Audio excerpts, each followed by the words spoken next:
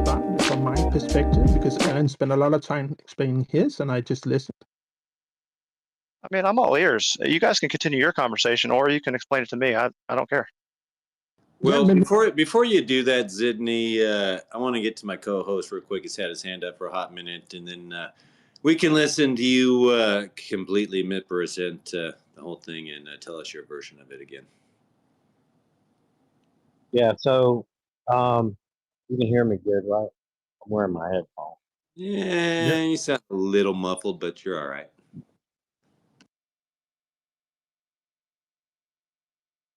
And now you're on mute.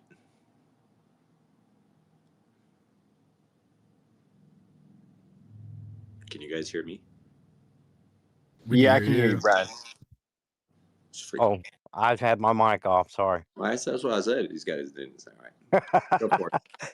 Yeah, so I'm listening to you talk about the central angle thing, and I'm still trying to pick all that up. But I heard you say they missed the earlier occlusion, which they should have according to the 15 degrees.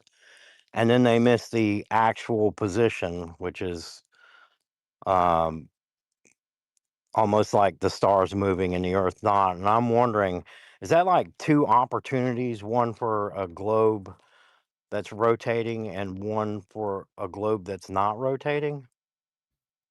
Oh, I hadn't considered that because they do bind it to the same thing.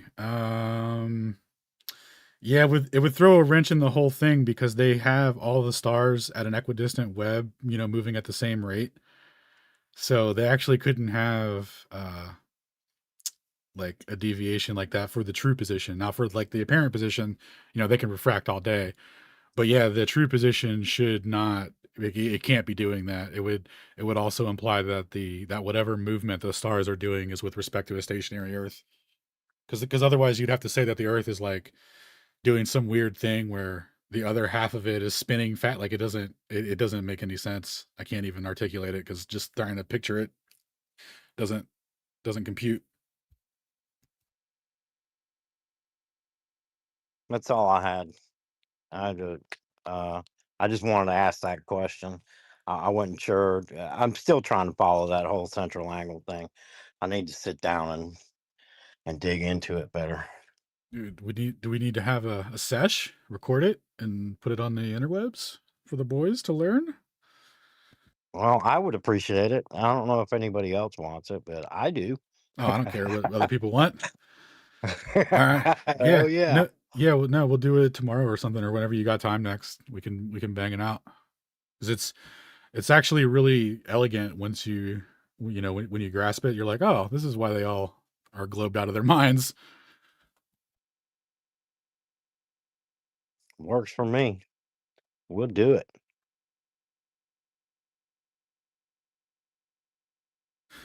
But yeah, what up, Beast? Seen you join earlier. See Cat over there. See my boy Jonathan. We got the map. Yo, and dude, real quick though, TM, you're hilarious, dude. I see you just clowning people in the comments throughout the week, and then you'll just be like, Lamau, you're using a graticule to prove where you live. Like, dude, it's so funny. You're just enraging people. Like the amount of conversations that I get dragged into somehow. And then I'm like, why is this person so mad? And then I see they're like five replies up. They're replying to TM. They're just losing their mind. Yeah, I don't know why. I love it though. All right, I'll be right back. I'm gonna go get some water. Oh, for sure. Yo, correct me if I'm wrong, but if the ground is curving, then that means they have to treat the sky as flat. Right? Stars at an infinite distance.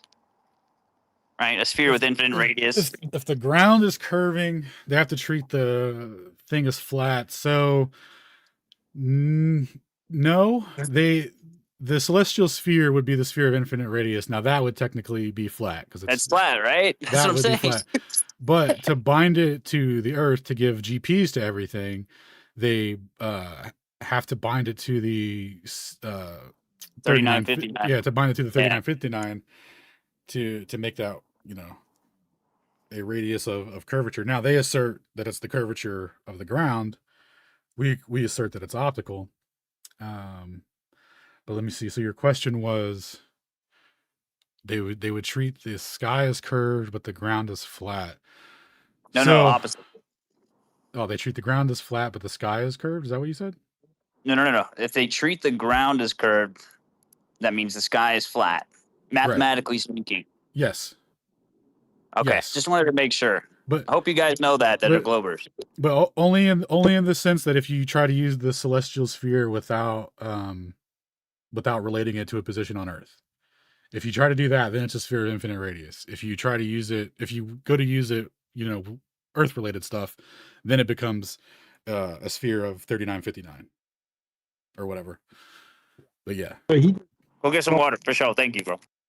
You just strawman the whole globe model, right? Because you thought they were treating it as a flat plane, because you thought that globers think that the stars are infinite away. But no globers think that the stars are infinite amount of distance away, right?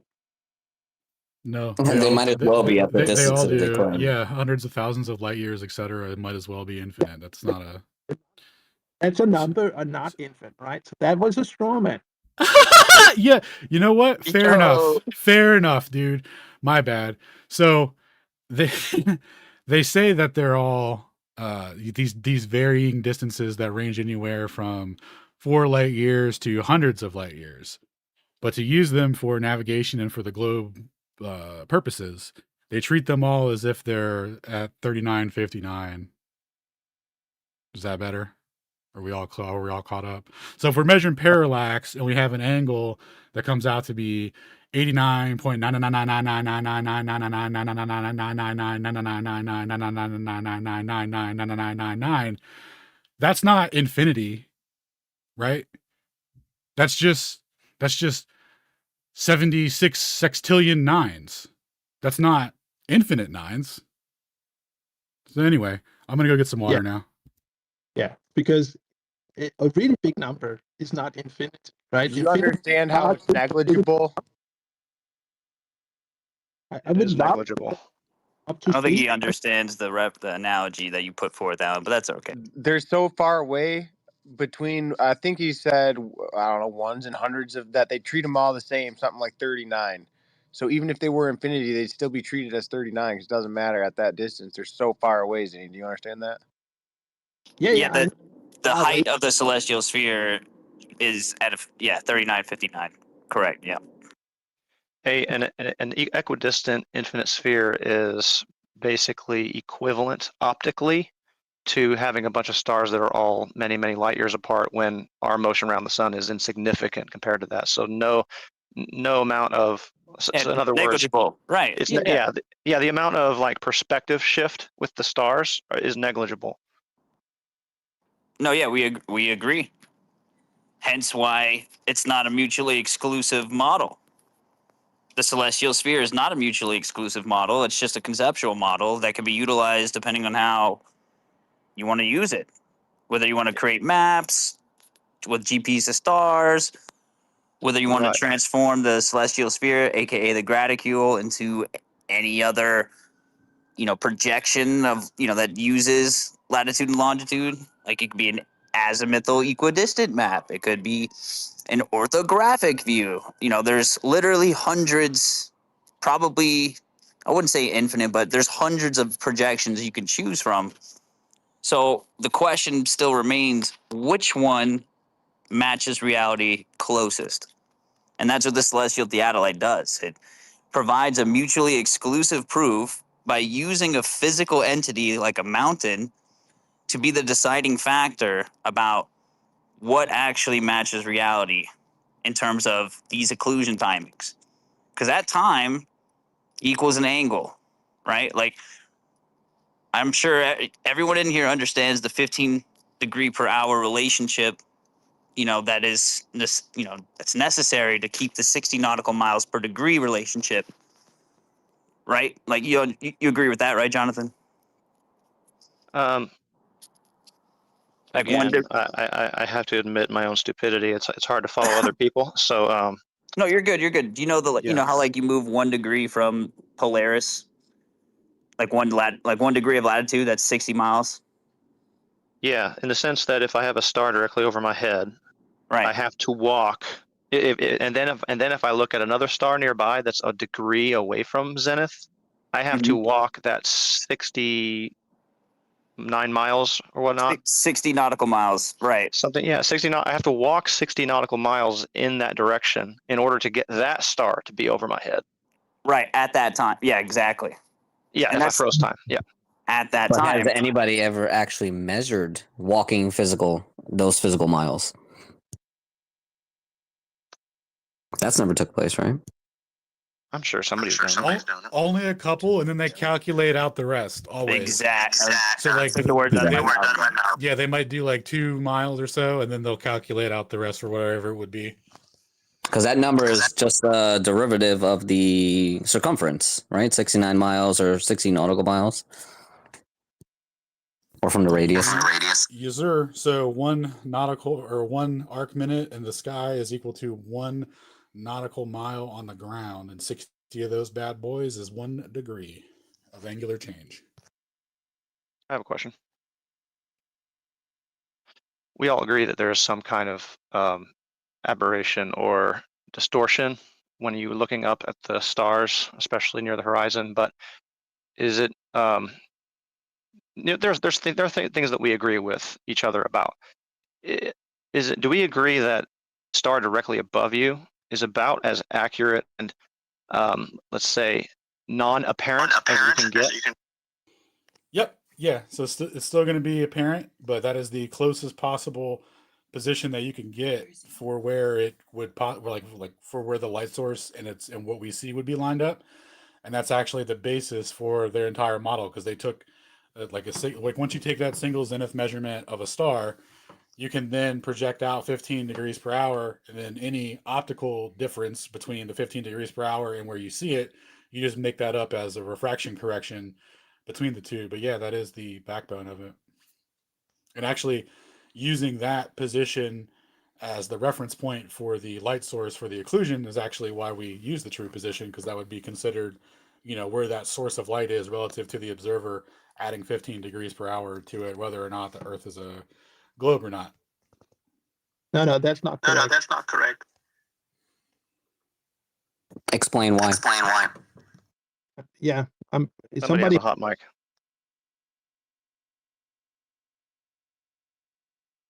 Can you hear me now?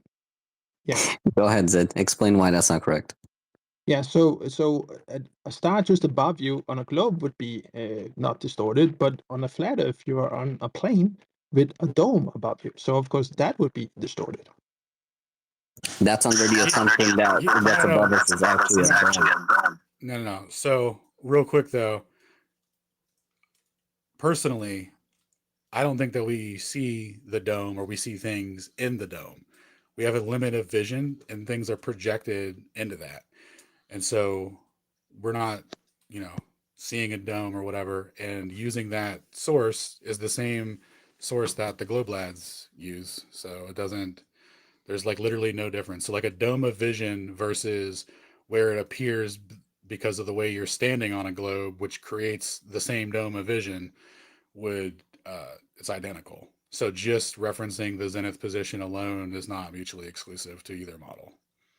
So let me get this right. You think that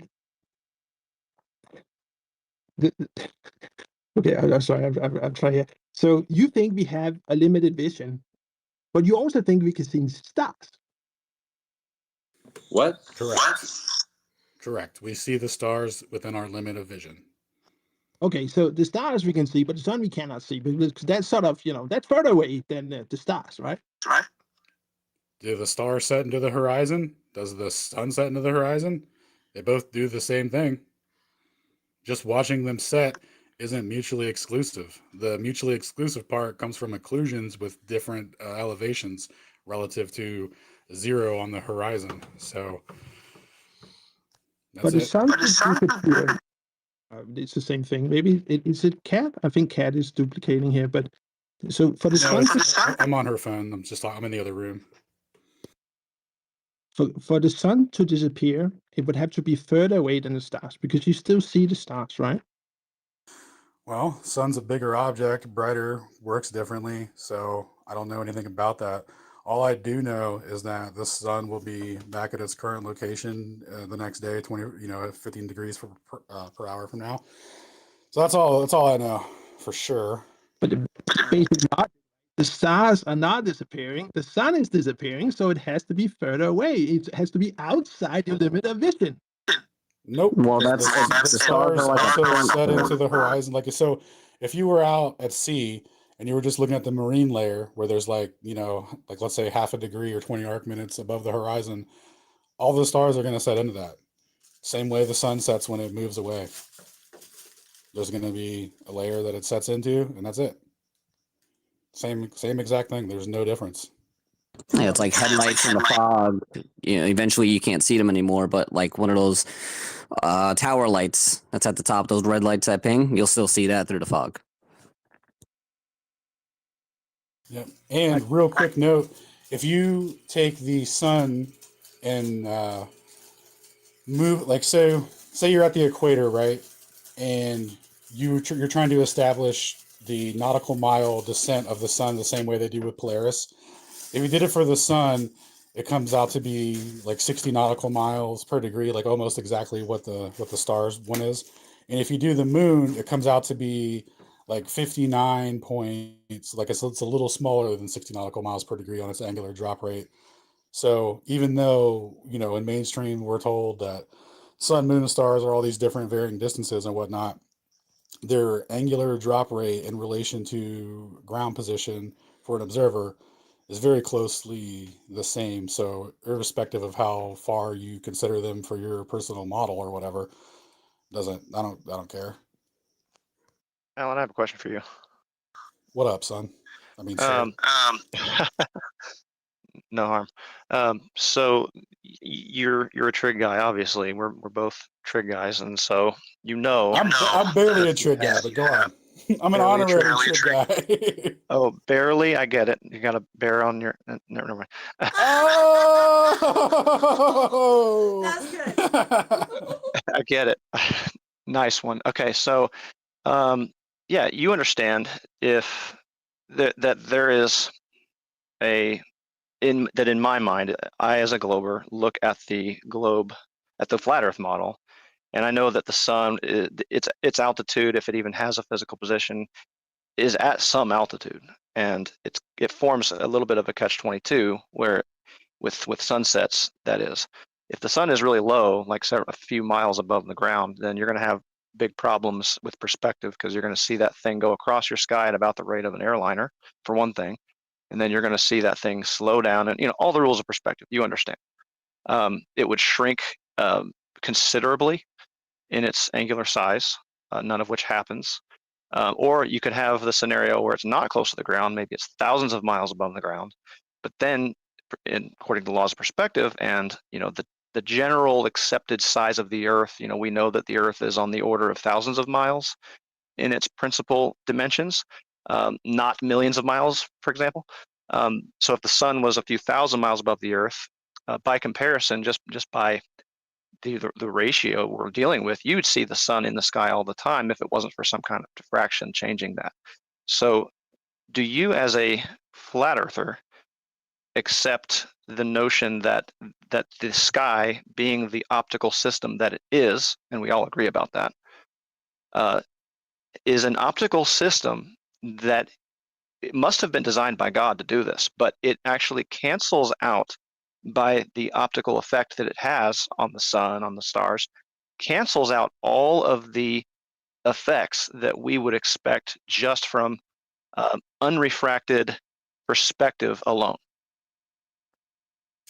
Yeah, Cool. and I'll give you a couple of interesting ones. So if you were at the equator and you took a zenith measurement of the sun transiting you, transiting overhead, and you took its diameter, made a circle of it, and then move that circle to where the sun is, traversing over, and you timed how long it took to traverse its own diameter, you can get how wide it would be, relative to the input that you're doing. which, for flat Earth, it would come out to be like 32 miles or something like that, 33 miles.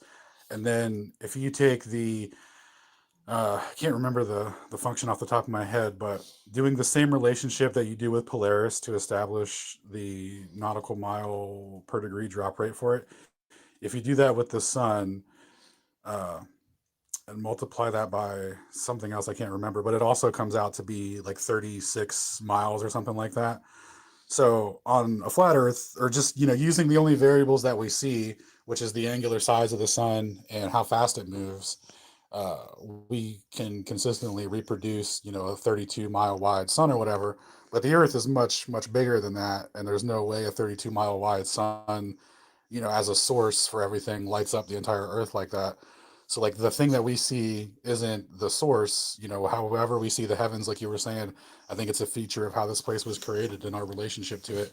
Is like we see the apparent positions, projected into our minds, really, and their actual interactions with things like uh, uh, it's just how we perceive it. And then like, so when we get into these occlusions and stuff, it's all like the occlusion occurs, but it's just not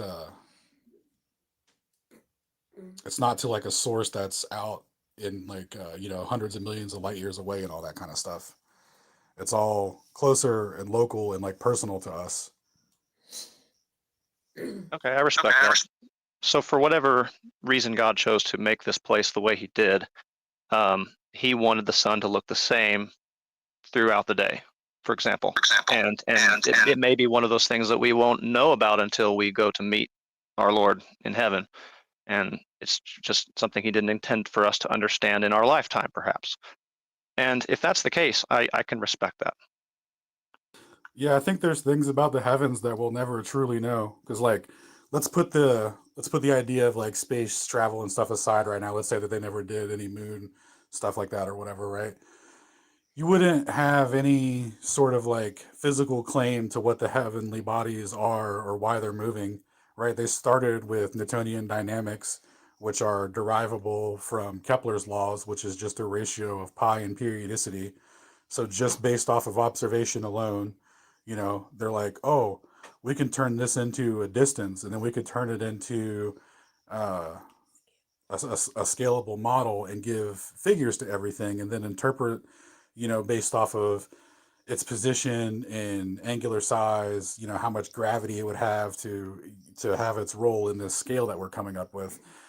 And the way that it worked out, such for the solar system, is that everything is relative to the sun because it has the most gravitational potential for everything. So the way that they work it out, they reduce solar system dynamics to just Kepler's ratios, and then like saying that saying that the dynamic cause is Newtonian gravity for mass attracting mass and stuff. But you can literally cancel out the mass and then just use the gravitational potential value for the for units to get the kilograms per meters cubed, so that you could describe how much gravitational potential is between the bodies or whatever. But none of that has to be physically meaningful, because it's always been a ratio of pi and periodicity, which is just observation. But they've spent a lot of time asserting, like, this is the moon, this is how far it is, this is how much it weighs. They came up with this whole thing, and it's only verified through ratios and math. And we came across a paper recently where they were talking about how they used radar to physically measure Venus, the distance wise, and how it, it confirmed the distance, which means that it would, work out for heliocentric dynamics and all that. But what we found when going over that is that none of the ratios that they used for distances, for astronomical units, for the radius of Earth, speed of light, and other variables that they use in physics are all ratios of one another, meaning like they created an internally consistent scale, but they haven't independently verified if these ratios are independent from one another and not just like a circular system.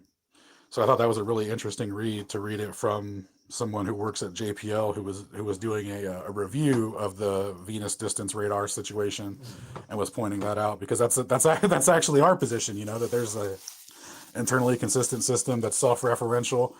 And when you use that system, it's it's not going to give you the wrong output because it's all based off of internally consistent ratios. So, and a huge part of physics and reality and relating math to reality would be independently verifying these cosmological constants that are used. So I don't think we actually know anything other than where the body is going to appear to be. Like, we don't know anything about its character sheet. All the stats are made up by a bunch of people that are just kind of interpreting data through the lens that's given to them.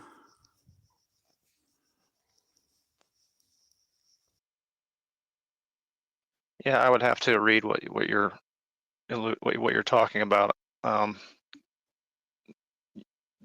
mention of ratios and stuff. Not sure I'm relating to it, but yeah. So the astronomical unit is a ratio of Earth's radius.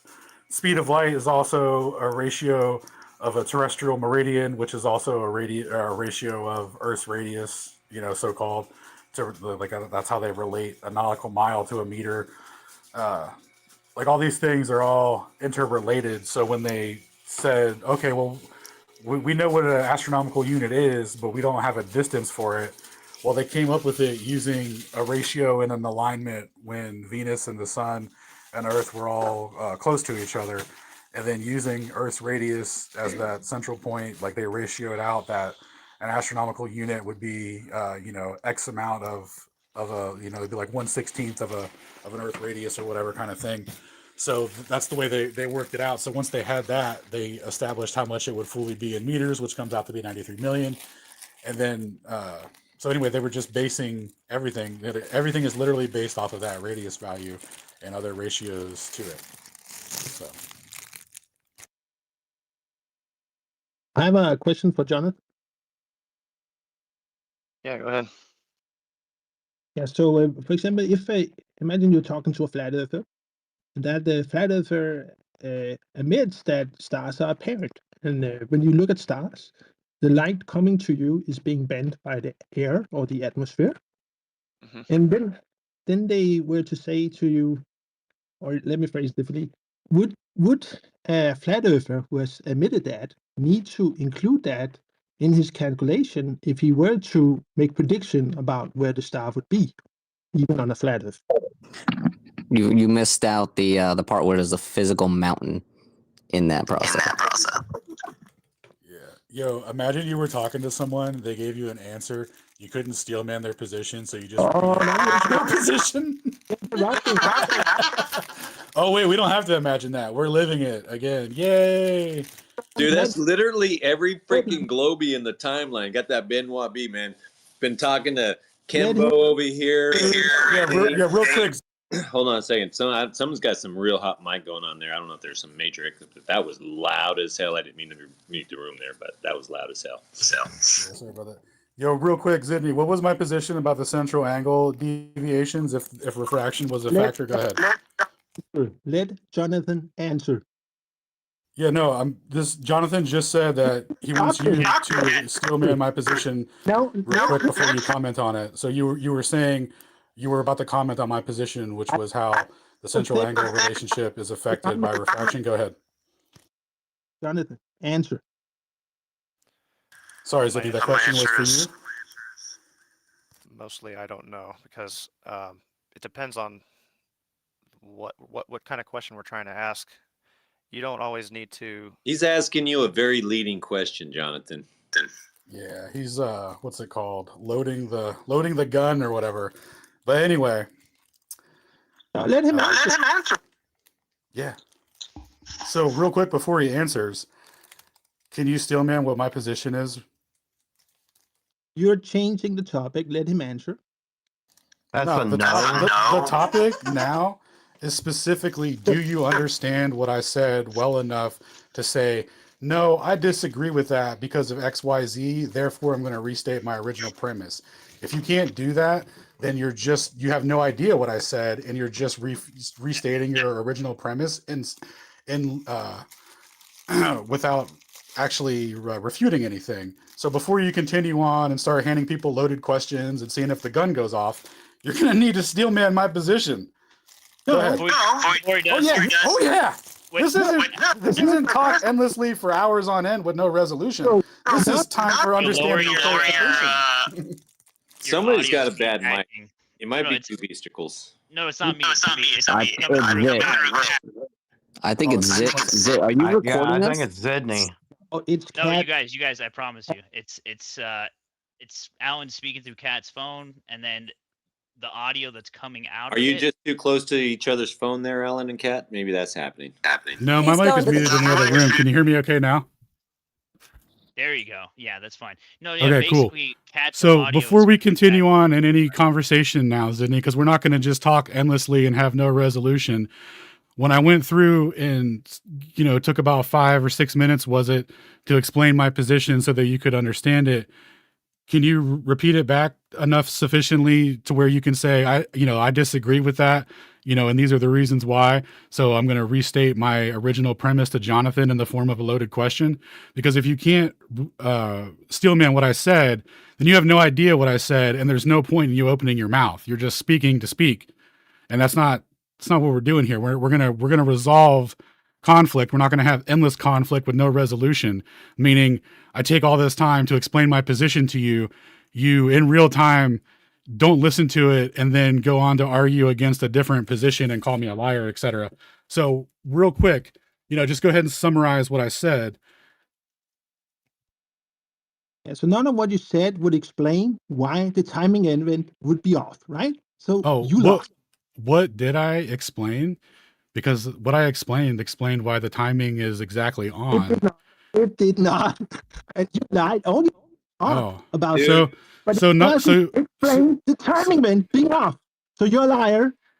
No, you're a liar, Sydney. So the timing isn't off. You got cooked. If it were off in the way that you think it were, sure should be, then the central angle relationship would be off, and it's not. That's an extremely important aspect of this. No, that doesn't. Yes. That logic doesn't track. You can't do that. How does that not track? Okay. Relative. Okay. 1 second. You said that doesn't track. Okay.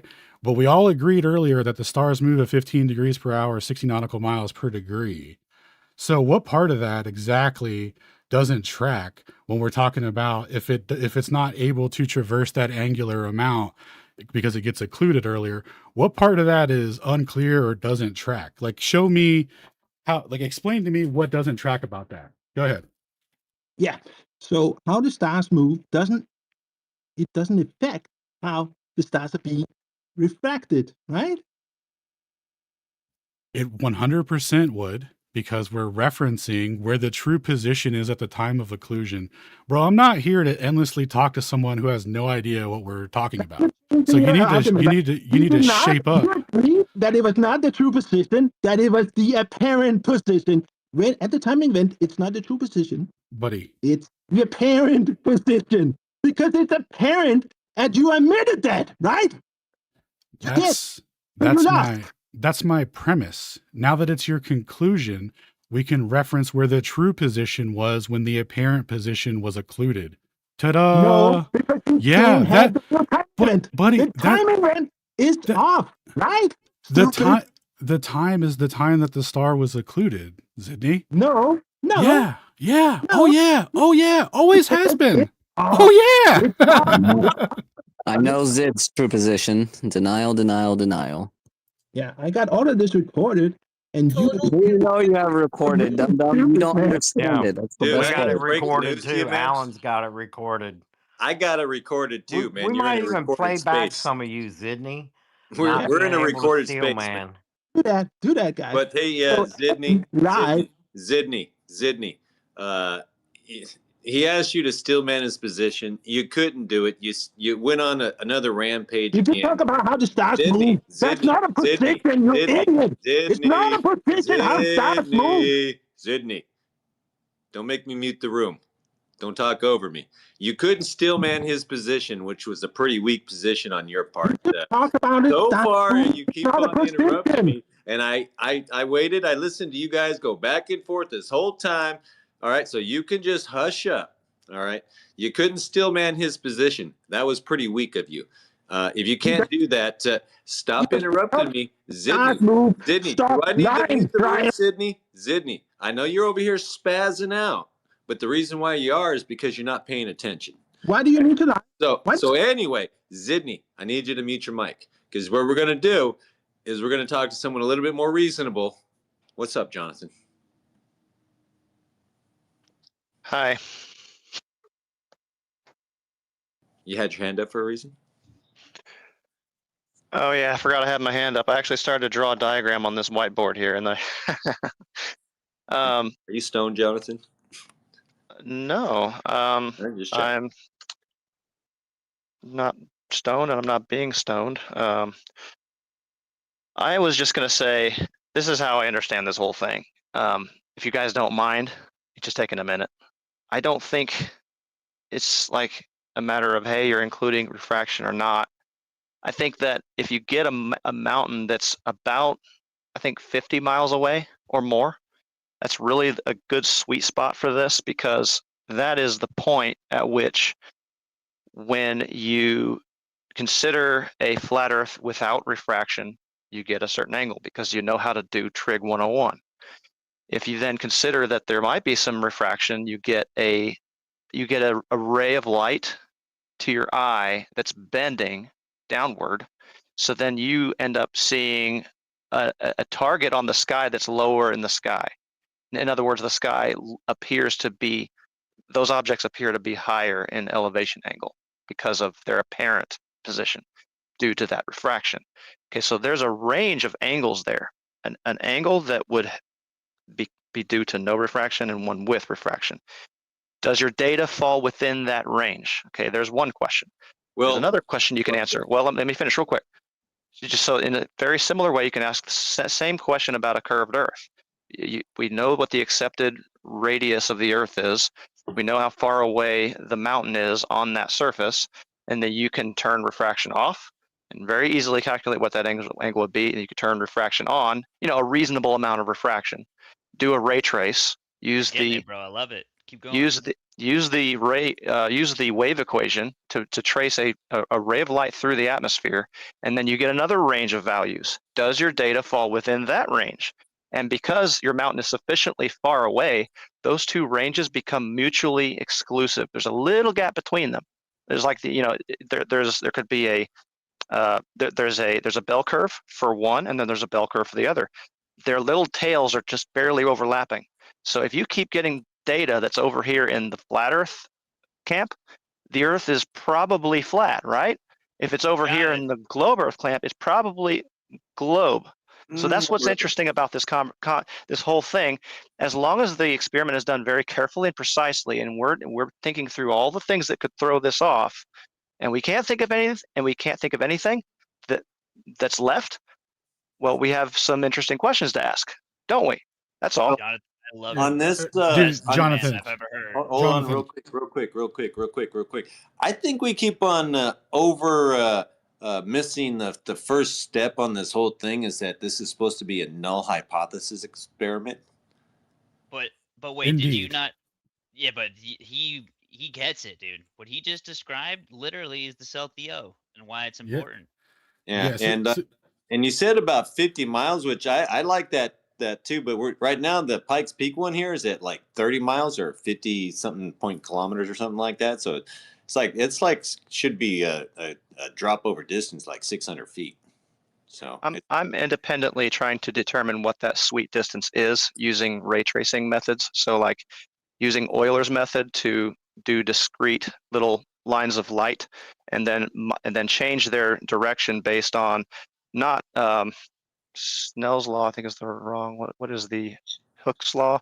The one with refraction. Anyway, you can't do it with that one. You got to use the wave equation. I found that out firsthand. So once I get time, I'm going to do all this, and I'm going to see, okay, what is theoretically the best distance? Because you don't want to be too far away, because now it's so close to the horizon, you have other problems.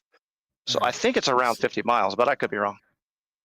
So check this out, Jonathan. Oh, actually, Sydney, since you don't know anyone's position and you're just speaking to hear yourself speak, you don't have priority to answer questions or speak or anything. So you got to sit quiet for a little bit. Okay. I concur with that. Yes. So to start off with, for modeling like astronomic refraction, number one, all of the values that are given come out of a computational model, which is just to curve fit observation to reality. So you're not even going to have like a realistic you're not even going to have like a realistic of what the conditions actually are. They calculate what the conditions would have to be to make it appear to be lingering at these, as it gets closer to the horizon. And the whole point of this is we have a wide range of distances, and it actually doesn't matter the distance or elevation. Like we have one that's 4 miles away, but the angle is 10 degrees, and even that one is off for the globe. So let me take a look at that one real quick before I move on, so I can give you the specifics on it.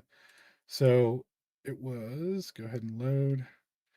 So at 10 degrees, the central angle, the central angle was 4 arc minutes. And that's something I want to talk to you about, Jonathan, because it's a really awesome relationship.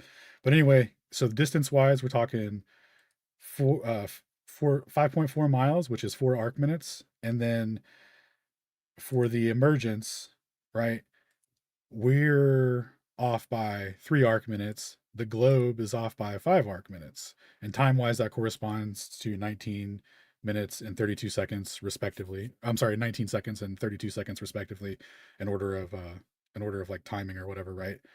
But when we look at the distance to angle conversion, it's 4 arc minutes. When we look at the position of the star for the observer and for the peak, when we subtract those two, the difference is 4 arc minutes. So at the time that this star emerged was when it angularly ascended by the same amount that would be for the rise over run for the peak, but just not like at the same time, but not at the same angle. So what that means is that the star's true position isn't following the 15 degree per hour 60 nautical mile relationship. It's only following the 15 degree per hour relationship. And what I wanted to talk to you about specifically was that central angle relationship. Are you familiar with central angle and how it relates to the globe and all that? I saw a diagram of it at the beginning of one of your talks over there on not Rumble, Discord. Discord, yeah. And I looked at that and I kind of recognized it. It looks like one of those things you learn in geometry class. It's just one of those ways, one of the many tools you have to solve geometry problems. Yeah. I'm So gonna send you his website, by the way, Jonathan, in a DM. Sorry, go ahead, continue, guys. Yep. Yeah. So basically, if you take a pie and you slice it, that angle is also a distance if you multiply that angle by the radius. Yeah, the And you angle could, in radians. Yeah. right. And you can also get that angle by dividing the distance by the radius, right? Mhm. Okay, so the whole so in other words, and because the celestial and terrestrial sphere are merged together, essentially one nautical, or one angular degree of change in the sky is equivalent to 1 nautical mile on the ground. Does that make sense? Using that central angle relationship. You said that 1 degree of change on the sky corresponds to 1 nautical mile. No, I'm sorry. 1 arc minute change in the sky corresponds to 1 nautical mile on the ground. Oh yeah, because there's roughly 60 nautical miles. Yeah. Exactly. So, and because we have the rate set to 15 degrees per hour, we know where that star is. We know where, if we know the angle, we know the time, and if we know the time, we know the angle. Same relationship, right? Yeah, especially when you're on the equator. I don't know how that changes when you're looking at stars that are off of the celestial Ooh, equator. good catch, my friend. Every latitude has a variation in the descent rate, and we also have that accounted for in the spreadsheet. But yes, that is correct. There is a latitude dependent descent rate change. Hmm. So when accounting for that, When we go to, let's do Pikes Peak, for example. We have two mutually exclusive predictions. We have a distance of 50,000 kilometers or 50,000 meters, which is 50 kilometers, which comes out, if we were to central angle that, it comes out to 27 arc minutes. So so time wise, every 2 minutes and 29 seconds, that star is going to move 50 kilometers, right? So from our position, as the star is descending, it's there's going to be 2 points of potential intersection. The first point of intersection is going to be if the Earth is a globe, and we're referencing the true position here. So when the true position is aligned with the peak, that time is about, was it like 1 minute and 3 seconds before the time of occlusion, because the star's true position is already angularly descended following that latitude dependent rate, and it's now geometrically aligned with the peak relative to the observer if the Earth is a globe. And there was no occlusion at that time, right? But maybe there's refraction, maybe it would change things. Okay. Well, if that were true, like how much refraction would it have to compensate for, before it gets occluded? Like how much lower is it going to have to get before there's not enough refraction to lift it over? Well, as the stars get lower, the refraction amount is tied to what 10 degree of elevation band you're looking at it at. So as it gets closer to the horizon, it's going to have a specific amount versus when it's at 10 degrees to the horizon. So when it's in that lower band and it's, like in the North Peak example, it's 11 arc minutes below the geometric horizon, they say, in referencing the coordinate system, 12 arc minutes, sorry, but it's visible above the horizon for the observer at 11 arc minutes. So they invoke 23 arc minutes of refraction because there has to be that amount. Otherwise it would be occluded, right? So when we reference those numbers at the time of occlusion, that would affect the star's angular descent rate relative to the central angle. So like relative to the angle relative to the distance that the peak is from the observer, the stars wouldn't be able to wouldn't be able to traverse that full 50 kilometers on the ground so that it drops for the observer by that amount. You know what I mean? Because if the Earth is a globe, it only has to descend 11 arc minutes. Or it's going to occlude 11 arc minutes into its 27 arc minute descent. Does that make sense? Yeah, most of what you're saying makes sense, and I do understand the ground position concept, especially when we're talking about a star that's directly overhead, measuring angularly to another star and saying I'd have to walk that many miles to get that star over my head. But when we're talking about stars that are kind of like off axis, so to speak, like down, at a certain angle from zenith and then going down at a certain angle, that ground position is going to be many thousands of miles away from you on a globe, and it's going to be traveling across the ground at a certain rate. And so when we invoke that, it throws a wrench into my mind. Like I start to choke on that and struggle to picture. No, you got it. You're nailing it. So for the observer, if it takes 2 minutes and 29 seconds for that star to drop angularly for the observer, then its ground position will have also moved by 50,000 kilometers, because that's the same amount as the arc length, right? Like you nailed it. Yeah, wherever that ground position happens to be on the globe Earth, it will move by that certain amount as modulated by its latitude. Yes. And we have that exact rate converted because there is a slight difference. Like it's for Colorado, for Pikes Peak, where we were looking, it's instead of 15 degrees per hour, it's 10.97 degrees per hour. But anyway. Yeah, very good. But yeah, accounting for that angular change rate and that distance rate, what would happen if the occlusion, if it were a globe and there was like a little bit of refraction, etc., then the star would occlude before it finishes that 27 arc minute angular drop. Right? Yeah, it would. Right. So if you still there? So you nailed it. So if we subtracted the true position at the time of occlusion from the true position, if we subtracted the true position at the peak from the true position at the observer at the time of occlusion, we would not get the full. We would not get an amount that matches the arc length of the distance from the observer to the peak, right?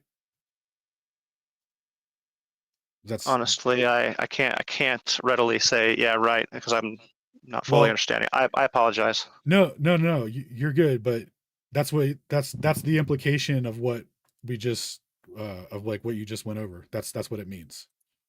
It means that we could check the relationship between those two positions and see if it matches the angular drop relative to the observer for that distance. Because if it gets occluded earlier, then it can't possibly match the same arc length, right? Like it would be impossible. It's not. So that's not a super hard one. But in every scenario, the exact arc length is angularly descended or ascended before the occlusion or the emergence happens. Like it's never less and it's never more. Yeah, this might help me track with you. So when you're looking at the sky, are you picturing the celestial sphere itself as being the surface of a hypothetical globe Earth? And then you're actually using that concept as a shorthand to describe what's going on? Or see, that's kind of where it's almost like you and I have a different preference for how we like to frame it in our own minds or something. Restate what you said again. The original. The original was, are you using the concept of ground position as a way of describing what's happening on the celestial sphere itself, almost as if you're pretending, for lack of a better word? And I believe you asked if you were looking up at the sky as though it was a globe or something. Yes, I'm describing it as if I'm using the celestial and terrestrial sphere models as if the Earth is a globe.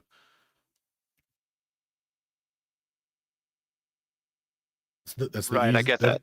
Yeah, I get that you're granting, in a sense, that the Earth is a globe and watching to see if it all plays out the way it should. But specifically, like when you're looking at the celestial sphere, or you're looking at the sky, which kind of behaves like a sphere. Like you said, it's an equidistant fixed spherical webbing of stars. In other words, it doesn't really distort hardly at all when it approaches the horizon and so on. So we're treating that sphere that we seem to be seeing in the sky as being the surface of the Earth itself, in order to help walk ourselves through the I'm totally butchering what I'm trying to say. Sorry. Let me give a crack at what I think you're trying to say.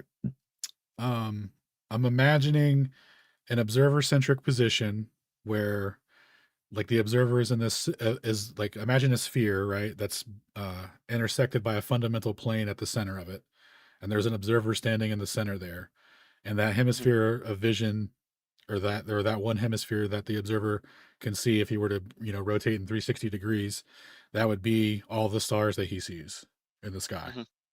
Is that what you're asking me? I can picture exactly what you're talking about.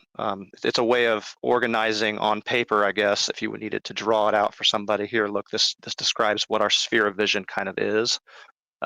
It's not what it literally is, but as a conceptually, yeah, we see one hemisphere when we're standing on the ground. Look at the sky; we're seeing one half of a conceptual sphere. Yeah, that's how both, or that's how the globe models it, anyway, as well. That's the two sphere model.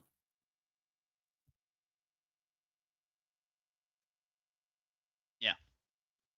because no matter what, you only have a specific sphere of vision on either model, because no matter what conception, the star is out of your field of view. Whether you think it's going beneath your feet or out of our field of view, it's out of your field of view. So like those are negative coordinates in terms of like where you are located. So like right ascension, declination, all that jazz, right? Like for example, in Stellarium, you have the celestial sphere where you have the equatorial, I think it's the equatorial grid, where it looks as though the stars are actually going beneath your feet. Like it'll show the grid beneath your feet all the way, right? But if you treat that, it's the same thing as if you were going to treat the star just being out of your field of view. Either way, you're putting a negative coordinate. Well, See you, what I'm you saying? can you can do it in Stellarium. It's the equatorial view versus the azimuthal view, where they'll rotate around you instead of going beneath you.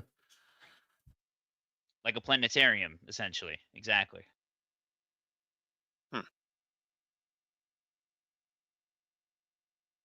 Yeah, But Shane blew my mind when he showed me that. I was like, oh, it's built into the thing that everyone says it's impossible.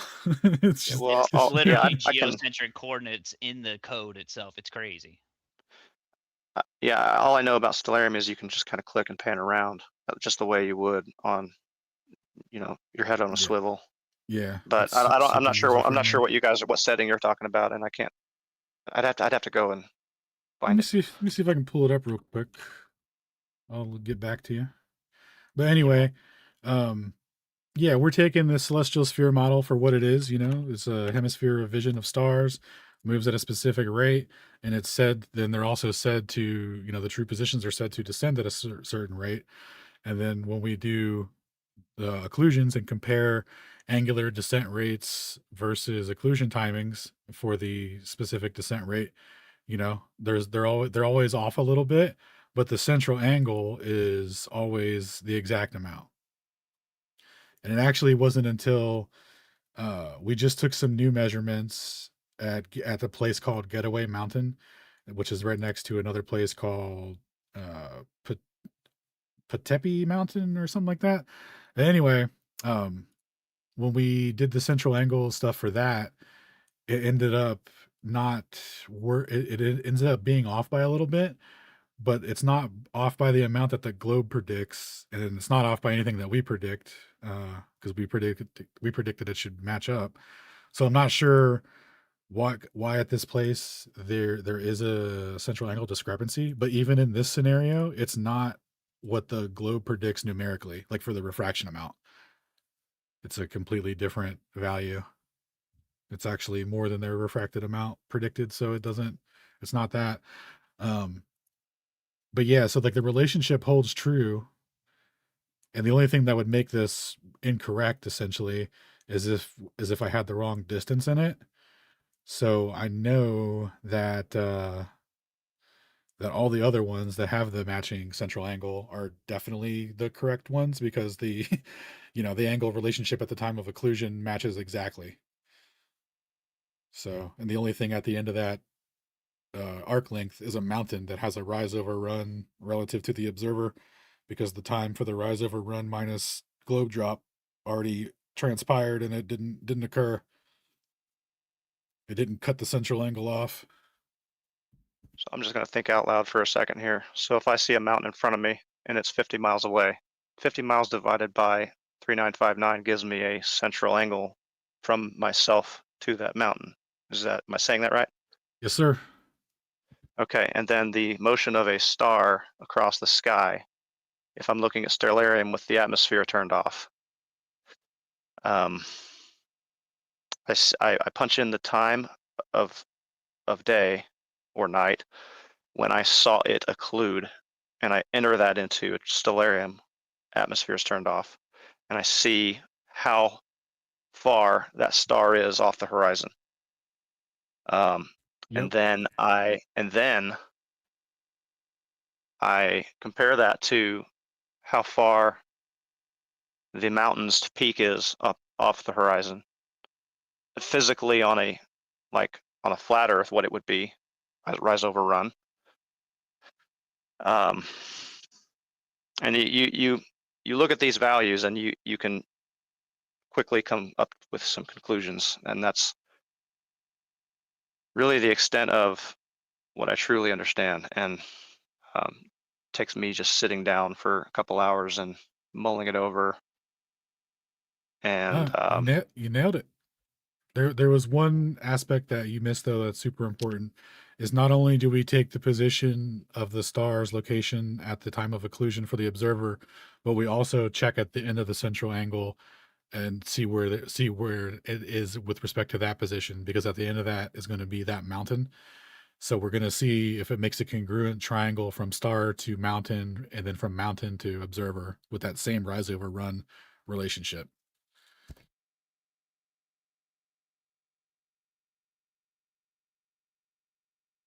so if the mountain is like two degrees above the horizon, and then I go to stellarium and I punch in that time of night, and I see that the star, this is an extreme example. We see that the star is exactly 2 degrees above the horizon as well. Then and the 2 degrees above the horizon for the mountain is assuming that the Earth is flat, rise over run. So then if you see, for example, that at that time in stellarium with no atmosphere, the star is at 2 meters above the horizon, then that would obviously be strong evidence that not only is the Earth flat, but there is no atmosphere, which we don't really think, but it's just an example of how this kind of works in my mind. Yeah, so that is a really interesting implication that you just brought up, because I thought that refraction would definitely affect the central angle in some way, and like that would be part of the reason, of the discrepancy. But then when I started when I was looking, let me back up. When I was looking at how much we were off versus how much the globe was off, and I was like yeah, maybe refraction threw off the timing or whatever, like Zidney was suggesting earlier. That's kind of what I thought, or what I used to think.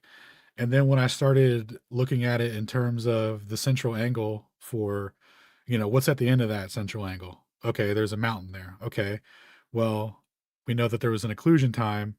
So how much of that angular drop relative to the observer was able to occur for that star before it got occluded? And when I started looking at it like that, there's no central angle mismatch. Like it was no factor. Like this whole idea of like, there's this crazy gradient that the star has to go through to explain why it's optically deviating from the 15 degree per hour. It doesn't seem to necessarily be related to the like anything refractive condition wise, because if it was, then we would never be able to have the full angular amount match the drop over distance. I mean, match the central angle to the peak. It would never match exactly. It would only do that if the atmosphere wasn't affecting it as much as we thought, and like the optical difference was like due to some other mechanism, because the occlusion occurs right when those 2 points intersect, time wise, just not angle wise. Yeah, just to sum up, and I don't want to bore the audience. All I'm thinking right. You're good. I wish you would come on Discord and talk to me about it, because I would. I love this is it might be boring for other people, but this is like the most fascinating thing in the world to me now.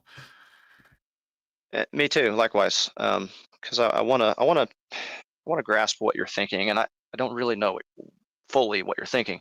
Yeah. Because at this moment, the only time that the term central angle seems useful to me is when I'm looking at a star directly above my head, right at zenith. And if I see, like, let's say, I wait for a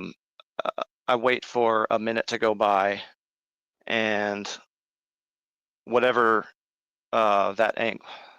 Sorry, if I know what the ground distance is supposed to be to get that star back to zenith, if I were to warp to that location in an instant, and then I go to that location, but then the star does not fully restore to zenith, there's a discrepancy there, and then now we have something to talk about. Yeah. But that's all happening. That's all happening at zenith, though. When we're looking at stars that are setting on the horizon, I no longer have that rock solid reference point that is zenith anymore. So I'm not sure how the term ground position has utility when we're looking at things near the horizon, and that could just be, you know, a mental block on my part, and then I'm trying to overcome. I think it may be because suppose the angle is 10 degrees. Does the star still have a ground position? 10 degrees above the horizon? Yes, sir. Yes, because if it's right on the horizon, then supposedly on a globe Earth, that star's ground position is 1/4 of the way around that globe Earth. For someone standing 1/4 of the way around from where I am, they can see that star straight up. So if it's 10 degrees above the horizon, then that means I should go 90 degrees minus 10 in order to get that star above my head. Exactly. And so the reason that they have specific dude, yeah. And so the reason that they have these specific refraction correction amounts is because it's not following that 15 degree per hour relationship that you're familiarizing with. And the deviation from that has to be explained via some mechanism to maintain usefulness so that it has a relative ground position in the way that you're thinking about it. That's that astronomical refraction correction is what keeps it tied to that beyond the point where it's, you know, close to the horizon like that, and it stops making sense. Hey, can I chime in real quick? Hey, everybody, thanks for coming in and retweet the space. Continue. So I will concede another thing, and that is that if the refractive properties of air are only based on astronomical observations, then I would concede that it's crap. It's like you said. Oh, baby, dude, like, I got some stuff to send to you. Sorry, go ahead.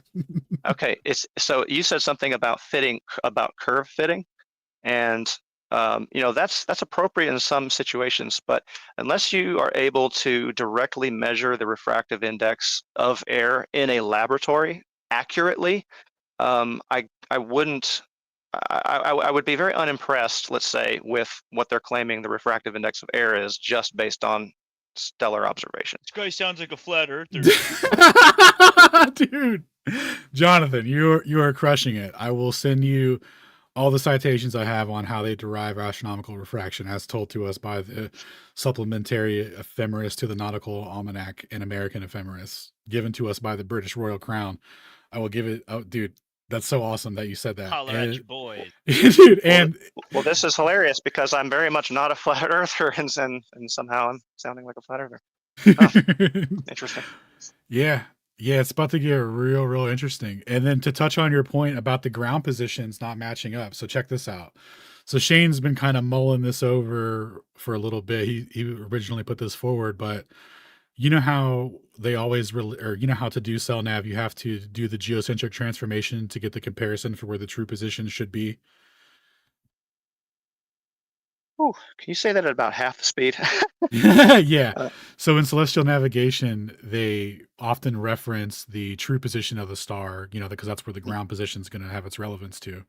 And to get that relationship, they have to do a transformation to the center of the ball, which they call the geocentric transformation, which basically moves the star to the surface of Earth, and then it follows the curvature of Earth relative to the center. Right. Yeah, and in fact, there's a great video on Veritasium they did recently on what was that pilot's name. She was a female pilot that died in the Pacific Ocean, and it covered Hannah Montana. Hannah Montana, no. What? No. Earhart. Earhart. Right. Amelia Earhart. Sorry. Okay, it had a very good, and now that I'm talking about this, I want to go back and watch it because it had a very good visual illustration of what you're talking about. How you pick 3 stars and then you get their intersection almost like a big Venn diagram, and it can pinpoint supposedly where you are. Sir, it definitely will. Central angle. It definitely will within the coordinate system. Yep.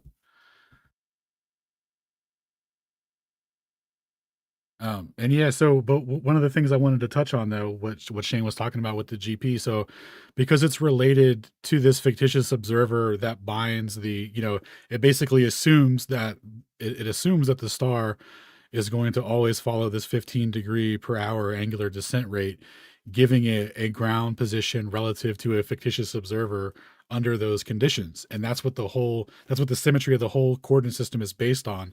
And when you pointed out that, if you took the zenith measurement at the same time that star occlusion was going on, and that star wasn't at zenith, you'd have a big problem. One would say the hugest problem, right? And so what this is showing, right, when we have a predicted rise over run over a specific distance that's dictated, like the occlusion times are predicted based off of how long it's going to take that star to angularly descend into that rise over run or rise over run minus globe drop. And what we're finding is that the time is always off for flat Earth and globe, but globe shares a majority of the air. But the central angle, like the angular drop relative to the observer, is always it always matches. So what this implies is that if you had the ability, what always matches? The positions of the stars, if you subtract the true position of the star at the peak and from the true position at the observer, it matches that full angular amount of the distance between the observer and the star. I mean, and the peak, sorry, not the star. And so I really want to get with you and see this graphically. Get him into Discord for real. I love this guy. I think he's in Discord. He just hasn't been on in a while. It's hard to catch because usually I'm in the bedroom trying to get my kids to sleep and whatever. No worries. I'm available almost anytime. Anytime you're available, I can be available, and then we can screen share on Discord. I can show you the figures in real time, and we can go over like what they mean. So I understand it's hard to that would be amazing to track it. Oh, dude, I thought your time was worth $80 an hour or something. I thought I couldn't afford you. I mean, I don't charge anything, but I should start. I guess. But you play Mega Bonk? But let's see here. So what this implies though is that the angular drop isn't being obeyed, but the 15 degree per hour is holding.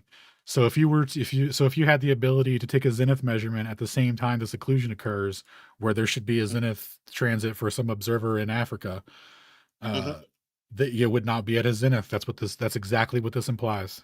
So you are, even without fully seeing everything, you are getting it on a level that surpasses all other globers I've ever talked to. The last glober that it made this much sense to ended up being a flat earther. His name is Mike Heffron. Can I reflect this back to you real quick to see if I'm tracking? Absolutely. Okay. So there are two sky positions for this star. The one that's supposed to be the true position as per like stellarium with the atmosphere turned off, for example. And in the direction I'm looking is some country in Africa. If I were to go in a straight line as the bird flies, then you end up in Africa in a specific place. So if I go by stellarium's altitude angle, and then I go to that country, we could ask, will the star be above that person's head? Or I could say, looking at the star that I see in front of me, the apparent star that I'm currently looking at, measure its angle from my zenith, and then go to that place in Africa. It's a different place. Will the star be above their head? And you're saying that I believe what you're saying is that if we take the apparent position of the star in the sky and we go to that country on Earth, it's not above their head. So it would never be above anyone's head for the apparent position. They're always referencing the true position to determine a ground position. Oh, okay. And your contention is that if I take the true position as per stellarium with the atmosphere turned off, that I'd go to that country and the star would not be above that person's head, as if someone's already done this and documented it and said, "Hey, I'm calling up my friend in some country in Europe. Hey, is Sirius right above your head right now, dude?" He'd look up and take a measurement. It's about 2 degrees off. He's like, "Oh, dang, it's supposed to be right above your head." Has someone done this? And we actually do this though. Nobody has done that specifically yet, but that is the exact implication. Because I think it would be daytime in Africa, That's exactly what I was when gonna it's say. nighttime in Yeah. Colorado. So I don't think it could be verified in that respect, but that is exactly what we're saying the implication would be, that they would not have the star above their head. It only works because it's internally consistent and it's relative to that fictitious observer. And in 1777, the king of jolly old England imposed the use of this coordinate system on all navigation. So it only works because everyone agrees on it, and we all conceptualize that that's where the ground position should be, because that's when we use the coordinate system, that's where it says it should be, but no one's ever confirmed it. And what these occlusions show is that they're not following that rate. It wouldn't be there. Well, bloody hell, I'm gonna have to call up my friend. Yes. I'm gonna have to call up my friend in Australia and see if I can catch a certain star above his head and call him up, because by golly, someone has to have done this. It just seems like a fun thing to do. Dude, it would be so profound if we could get it to work out. That would be so awesome. Yo, is your friend like a star boy? And I mean star boy is like he's got equipment, Dude, he's an MF and star boy. Nice. Okay, nice. perfect, dude. All right, so Alan, you should probably tell him about the bounty. Oh yeah. So there's the Celestial Rewards program. We don't have any measurements in the Southern Hemisphere, and we would really, really like some. So I'll send you a DM of the website, but I'll just go ahead and advertise it real quick while I'm talking about it. But so if you live in the Southern Hemi, if you're able to get a star occlusion from sub 80 miles, you get $100. If you get over 80 miles, you get $200. Now, when you record the stars, there's a couple things to note. One, the peak has to be discernible, and the star has to be, completely visible. It can't occlude before it hits the peak or anything like that.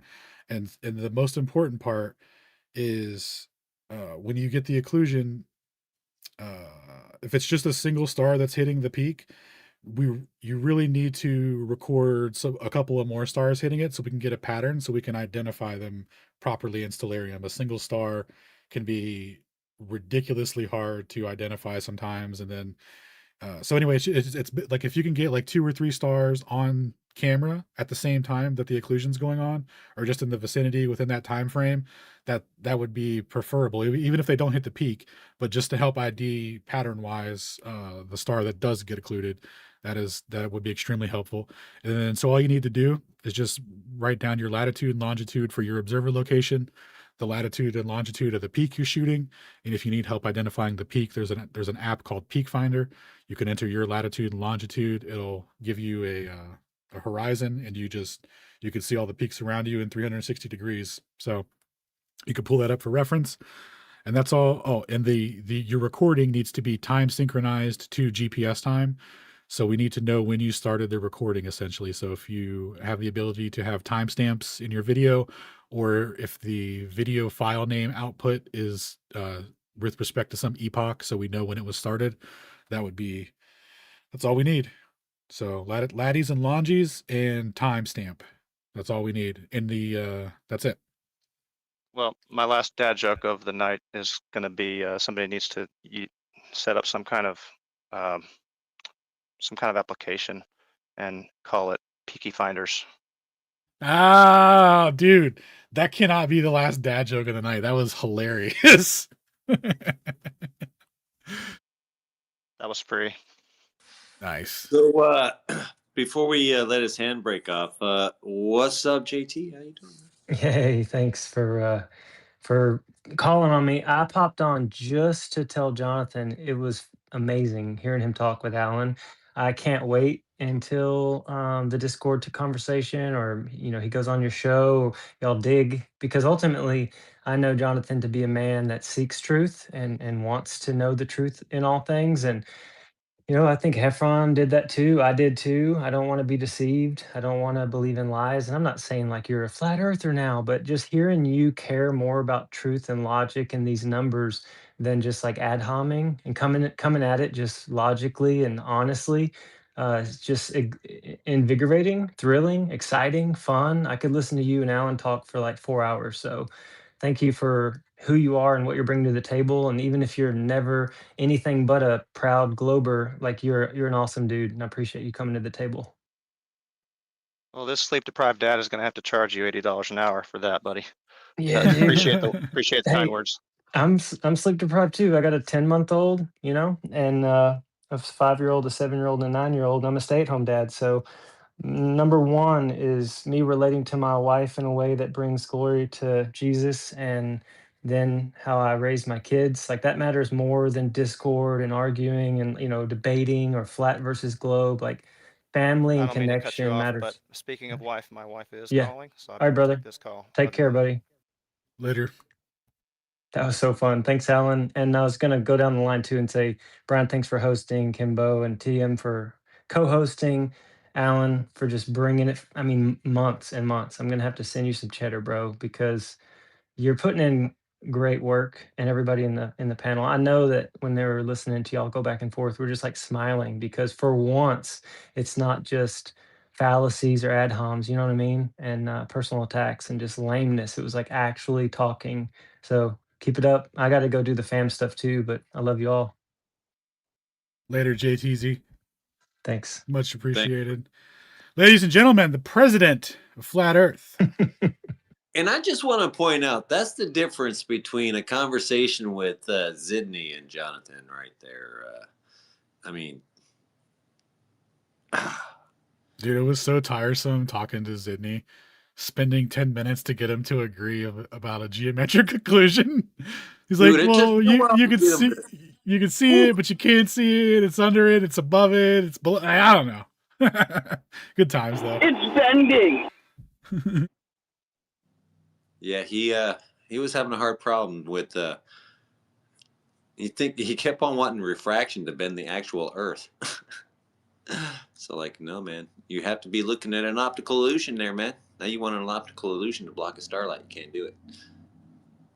Can't be done. Well, we need conversations like Zidney and then conversations like Jonathan, just so the audience sees and gauges the difference between the two. Dude, it opens up more people's eyes. Yeah, it was awesome that it happened back to back, so you could see the direct contrast. My goodness. Exactly. Yeah, we had Peter down there wanting to come up. Unlucky. Yeah. Somebody got him good today. I forget who it was. I'm not sure. Might have been Shane or no, it was Brian, because I was talking to him and I said, you could just bring yourself, and listen in and learn about self-DO. And he says, but I'm fucking blocked. And I was like, oh, well, whose fault is that? And Brian chimed in and he said, dude, it's on Earth Awakenings. You're not blocked in Earth Awakenings. I was like, oh, yeah, that's right. That was hilarious. Yeah, we specifically do it on a neutral place. The only people that have been barred from the conversation is Jesse and Ruhif. Yeah, I mean, seriously, man. You should have heard him last week, man. He was stupid. Yeah, I haven't heard from Jesse in a long time. I haven't really heard from Ruhif either. He used to pop in once in a while and run his mouth. And last time he did it, it was when I was making fun of Jesse's line 15 there, and Ruhif came in and just started in on me, and I was like, dude, what the fuck? And he wound up saying that Heffron was a liar. He's a liar. I was like, okay, whatever.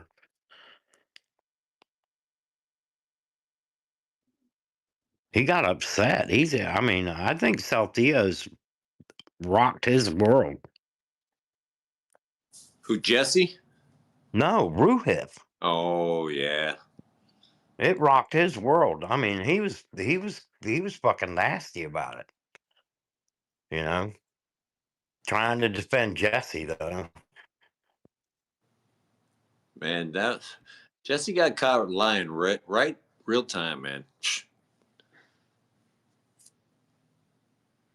Everybody's trying to defend him. Well, the conversation has progressed immensely since removing them from it for that kind of behavior. So It's amazing what you it can all get worked accomplished when out. you actually think about it, huh? Yeah, no need to cry over spilled retard. Man, I think that is the saying, dude. What are we doing in Mega Bonk over here, Beast? You're making me want to play, bro. Is it bonk time? Wait, you're not? No, I was arguing with nerds on the internet. Samesies. No, hey, honestly, I honestly look forward to Jonathan coming on Discord because he was like working through it in his mind. Like, so, okay, the zenith. That means 90 minus 10 or 90 minus 80.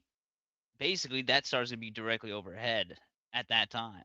If I were to walk that distance, yeah, you get it. It's just like we're cheering him on, dude. Like, it's like he's about to reach the finish line. We're like, yes, go, Jonathan, go. And he's like working it out. Yeah, it was awesome. It's a blessing to see. Well, that's the cool thing about Jonathan.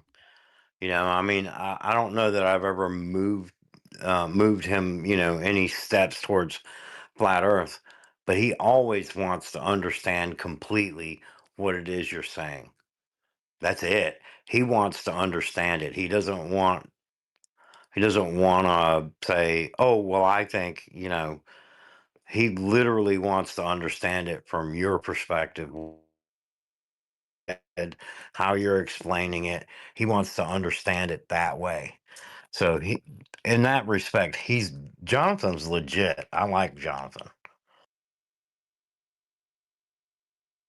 He takes science seriously, someone like that. That was great. He said that. Did he say exactly where he'd been, fallacies and non-answers? He started listening at, but my phone cut out. Man, he was probably here, but it's I don't know. It makes it all worth it, Yeah, we were talking about volume, need, and boundaries a day or two ago. I can't remember who was running space. If it was mine or Cans or somebody like that. He might just come around. Who knows?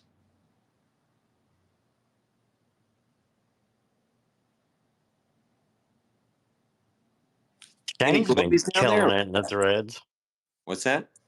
I said Shane's been killing it in the threads last few days at least. He's been sick the last 2 weeks, I think. And so like I noticed he started feeling better when he started arguing with nerds online more. Like there's a directly proportional ratio. It's a linear relationship. He's got more patience than I do, man. That Benoit G, man. He's over there declaring victory and stuff. What was that one? I couldn't remember what it was, man. But he's like, ha ha, there it is. I don't know. I invited him to Discord to learn more, and he hasn't shown up. So I think he either knows everything about it, I guess, and he's an expert in it now, or he's just concluded that he is the ultimate victor or whatever. I don't know. I quit reading it because every time I would answer his questions, I would see later that he was arguing with Shane over the same thing as if I didn't answer it. And I was just like, all right, Guy McGuyerson. Have a good time. Basically, like Hap. You guys never explained this, even though we explained it all the time. Oh, dude, that's the worst. That's like rhetorical diarrhea. Just like for public appearance, you just publicly say, "This has never been once explained to me." But no one, like both sides do it. Like I'm sure there's a fucking globe answer for XYZ, but it's like the most craziest thing ever to just, it's always phrased as like, I've never heard an answer to this. It's like, bro, we just had a 5-hour conversation about it. How did that happen where we talked for X amount of time and no information was exchanged? Dude, we just did that with Sydney too, man. It's like, whoa. Yeah, you could tell when it's getting that way when he starts getting all aggravated. Well, I got plenty out of your conversation with Sydney. He might not have got much, but I enjoyed it, and I'm sure everybody else listening got something out of it, you know. So I liked it, but I just hate the fact that you're talking to someone who really doesn't want to hear what you've got to say. He wants you to shut up so he can open his mouth again. Yeah, it's the worst. So I found that actually happens a lot in this cosmological debate. It's not often that you'll have someone that wants to understand the other person's position. Well, I know we got it's 35 other you know? listeners in the anonymous section. They're made. They live to be replaced by AI because it's the same thing over and over and over again. It's like, you wonder how many of them have been replaced. I answered this yesterday. Come on out of hiding. Come on up and grab a mic. Where's the Globies at?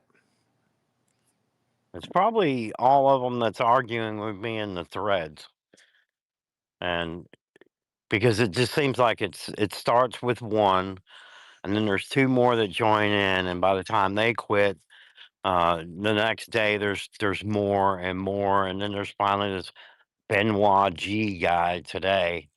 He's like come out of nowhere, and he's declaring victory. Victory! It's a globe. Dude, Nice. he wrote like a 3-paragraph freaking speech under. No, you're right. He's. I got that dude all triggered, man. That dude is spazzing out.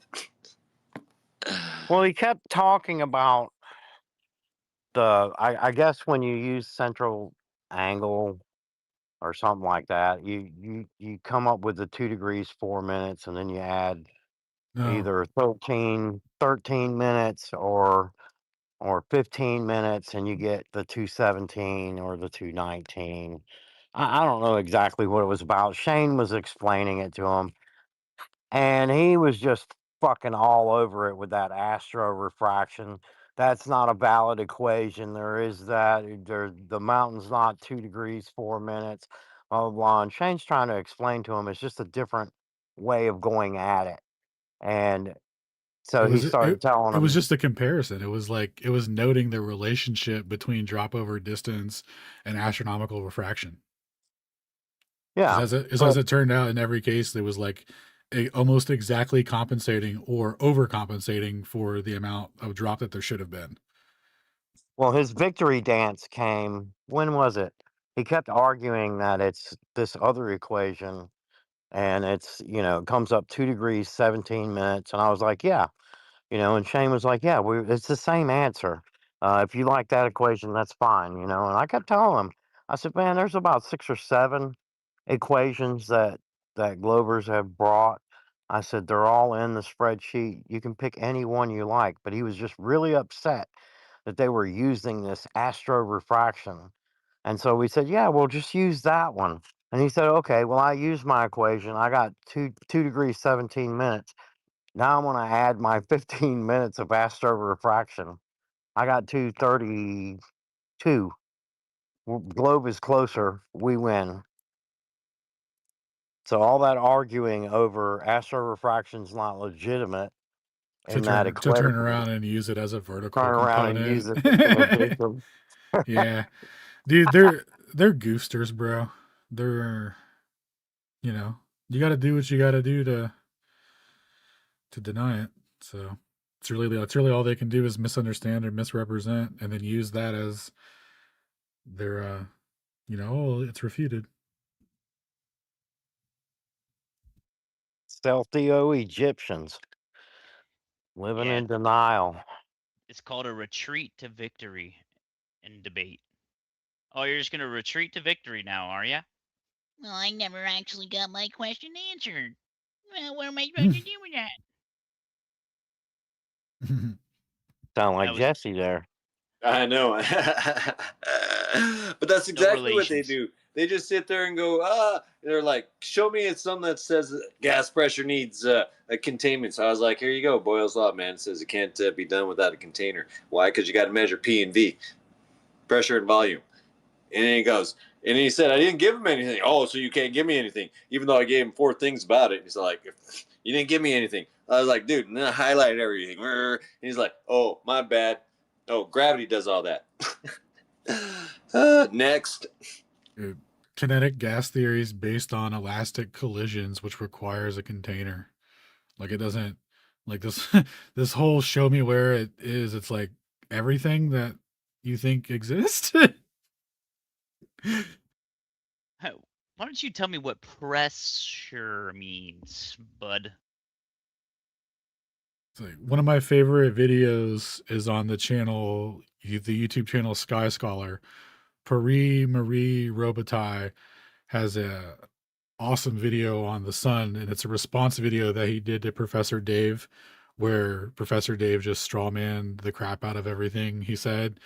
So dude used it as an awesome opportunity to do a point by point correction to help people that are interested in the subject or whatever that are going to watch the video. But anyway, in like the first couple of minutes, he opens up with an argument about how the sun can't be a gas because it's dependent on kinetic gas theory, and that requires a container, and there's no container in space. So how could there be pressure for there to be thermal equilibrium and all this stuff?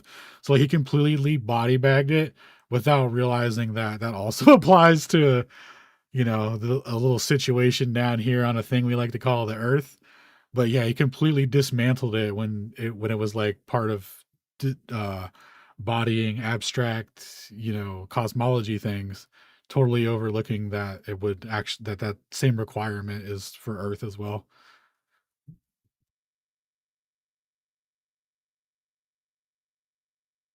What was the name? It sounded like you casted a spell on me. It is Pierre Marie Robitaille. Yeah, his YouTube channel is at Sky Scholar, but his real name is Marie Robitaille. Dude, say that 3 times in the mirror, see what happens. Marie Robitaille. Marie Robitaille. Marie. Oh my God! No! Science. No. Physics. Oh no! So at The physics man got me. He's got a hook for a hand. Sky Scholar. Sky Scholar. Got it. Yeah. All right, let's Yeah, if you search in his channel and just type Dave, it'll be the Professor Dave response video. That's the title of it. Oh. All right, I'll link it in the chat for everyone. I got it. You got it. You got it. Okay, cool. My freaking guy. Quick with it. How do I do the purple pill bullshit or whatever? I don't know. I hate Twitter. All right. Well, you have to post it in Twitter, and then once you post it, you just at the bottom of the post, you go all the way to the right. There's a little up arrow coming out of a box. You click on that, and it'll give you some choices at the bottom. Scroll to your right, and you'll see the name of this space, and just click on it. Okay.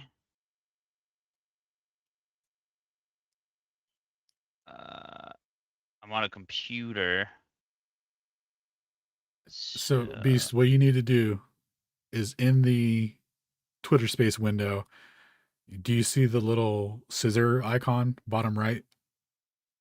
Yeah.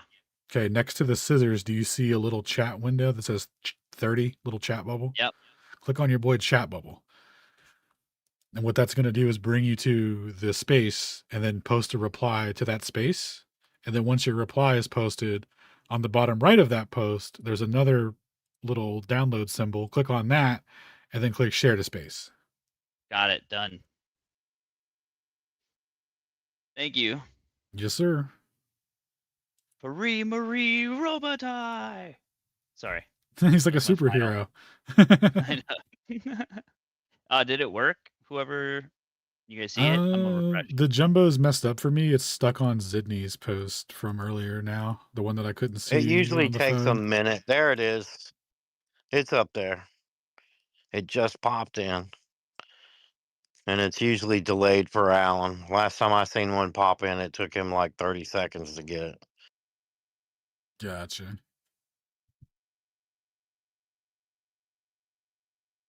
Yeah, that video is good because he, man, he dresses him down, don't he?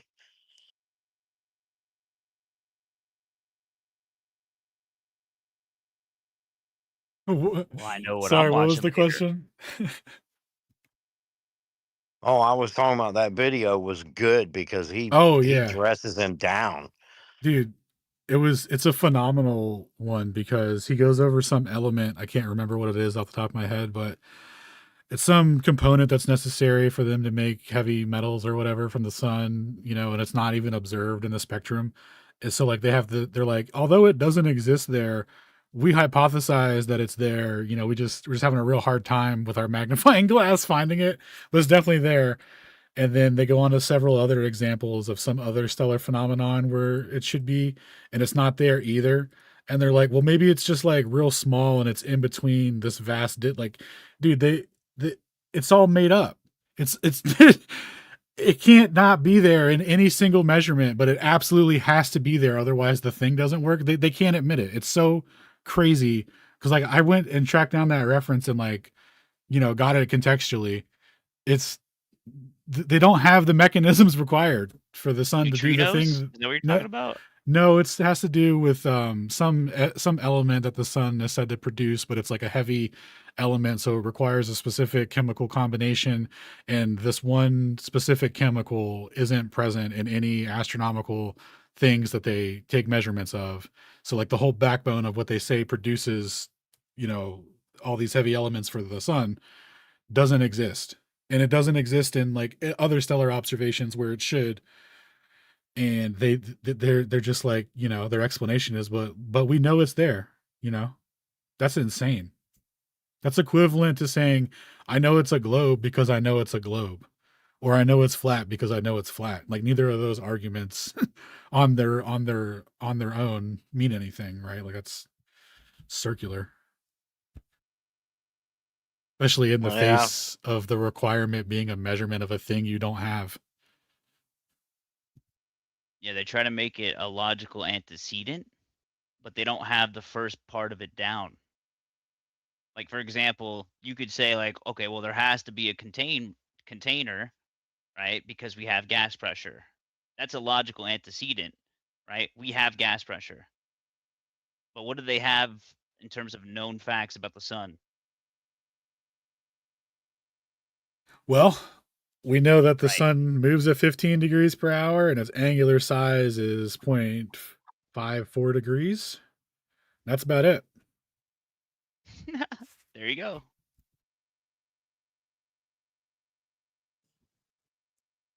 I heard a claim that they verified there's calcium in the sun. I think that was HAP, but I think he's talking about spectroscopy. Yeah. So that's really unfortunate that Oh, spectroscopy is so dog shit. I mean, dog water. Sorry, excuse my language. well, it's a real science, but it's interpreted through cosmology via coefficients that are dubious. Like that's Paris Marie Robitaille's whole position. He goes over the backbone of spectroscopy and how it's based off, and like the laws that it's based off of, which are Kirchhoff's laws and two other principles that I can't recall.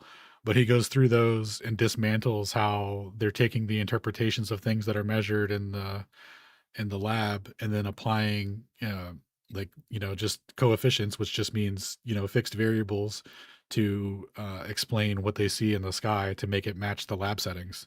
So like they don't actually know any of that stuff for sure, but they do make it match, with lab settings in comparison.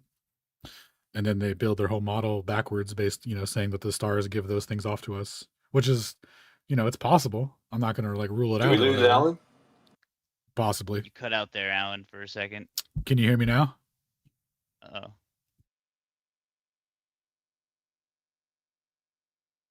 Wait till he gets back. But yeah, spectroscopy is basically you're using different assumptions, right? Like, oh, we know what this looks like in a lab setting.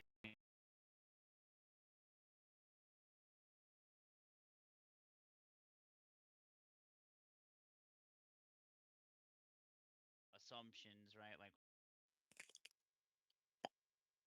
All good. Yeah, I seen the request button and I went to hit it, and right when I tapped it, it went away and I hit mute. Testing. Yo, what up, Man of Stone? Yo, hey, Stony yo, hey, gang. baloney. How we all doing? Yeah, there's Stony another baloney. What's Stony up? baloney. Yeah, fell off my dinosaur, Pete. You know what I'm saying? Aw. That's all right, man. We'll get you another one. Oh, dinosaurs. Did you guys hear about Rayleigh's criteria and the 65 light year mirror? 65 mile light year wide mirror. Say what? So Dr. Blitz, PhD or whatever, put out a YouTube short recently that was about Rayleigh's criteria and how if you had a mirror that like the hypothesis or premise was if aliens could build a mirror that was 65 light years in diameter, that mirror would reflect the light back from the and if it was that distance away as well, it would reflect back the light that the dinosaurs, of their last moments, and we could watch the dinosaurs die from the reflected mirror 65 light years away that's 65 light years wide. God Because damn, were they writing science fiction? Wait, wouldn't that just Dude, show that's you what just how happened retarded 65 years ago? What's that? Wouldn't that just show you what happened 65 years ago, or 130 years ago for that matter, because it has to reflect back? Yeah, I might have messed As up the well? math ratio there, but Just checking there. it comes out to be 65 million years or whatever, because that's when the dinosaurs were alive. So I might have the size wrong, but it ratios out to be that. Okay. But Yeah, basically if aliens were real and they could build a structure to see back in time, like that's the thing that modern science considers. Is that really what Blitz spends his time in contemplation on? It would mathematically work out, he said. It would be theoretically possible. Yes. Come on, man. If the I math reiterate. works, you know it's real. Is that But- really but- what he's contemplating these days? But Stone, it's possible. We could see the dinosaurs in their last moments. Yeah. Okay. Okay. Live action Jurassic Park, but you just can't touch anything. You can just look. That'd be kind of sick, actually. Well, mine would be easier. They'd only need to go back. Only need to go out about 6,000 light years, and we could watch God create the universe, right? Oh yeah.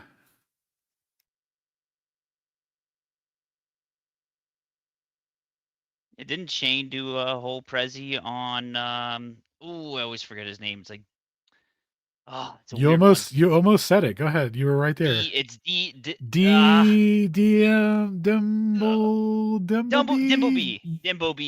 Dumbledore. Yeah. Dumbledore. Yep. Boy, that took a while.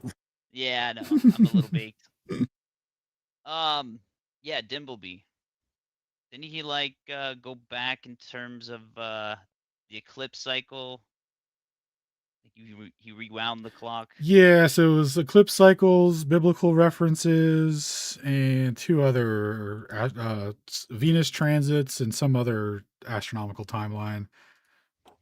Didn't he pull from different cultures their own ecliptic calendars? He did a few, didn't he? Yeah. Yeah. Anyway, kind of goes he was able to do that, use different references and show what was it, that the start of that 26,000 year cycle would have been 6,000 years ago, something like that. I can't remember exactly. Save me here, Alan. Yeah, if you rewind the eclipse cycles, because they happen in cycles, if you rewind that to its original starting cycle, it's only 6,200 something years. So the idea that there was a time before that, maybe, but eclipse wise, you can rewind the cycle back to when it started. Part of having it Wild. given to us in the Saros cycle, which is a section of the it's like a discontinued section of the full cycle. Just using that independently, like you wouldn't really be able to determine that there was a beginning to the cycle. So the way that they say that the way that that's publicly presented to us through the Cero cycle for the predictions obfuscates that timeline restriction that you could come across if you rewind the eclipse cycles.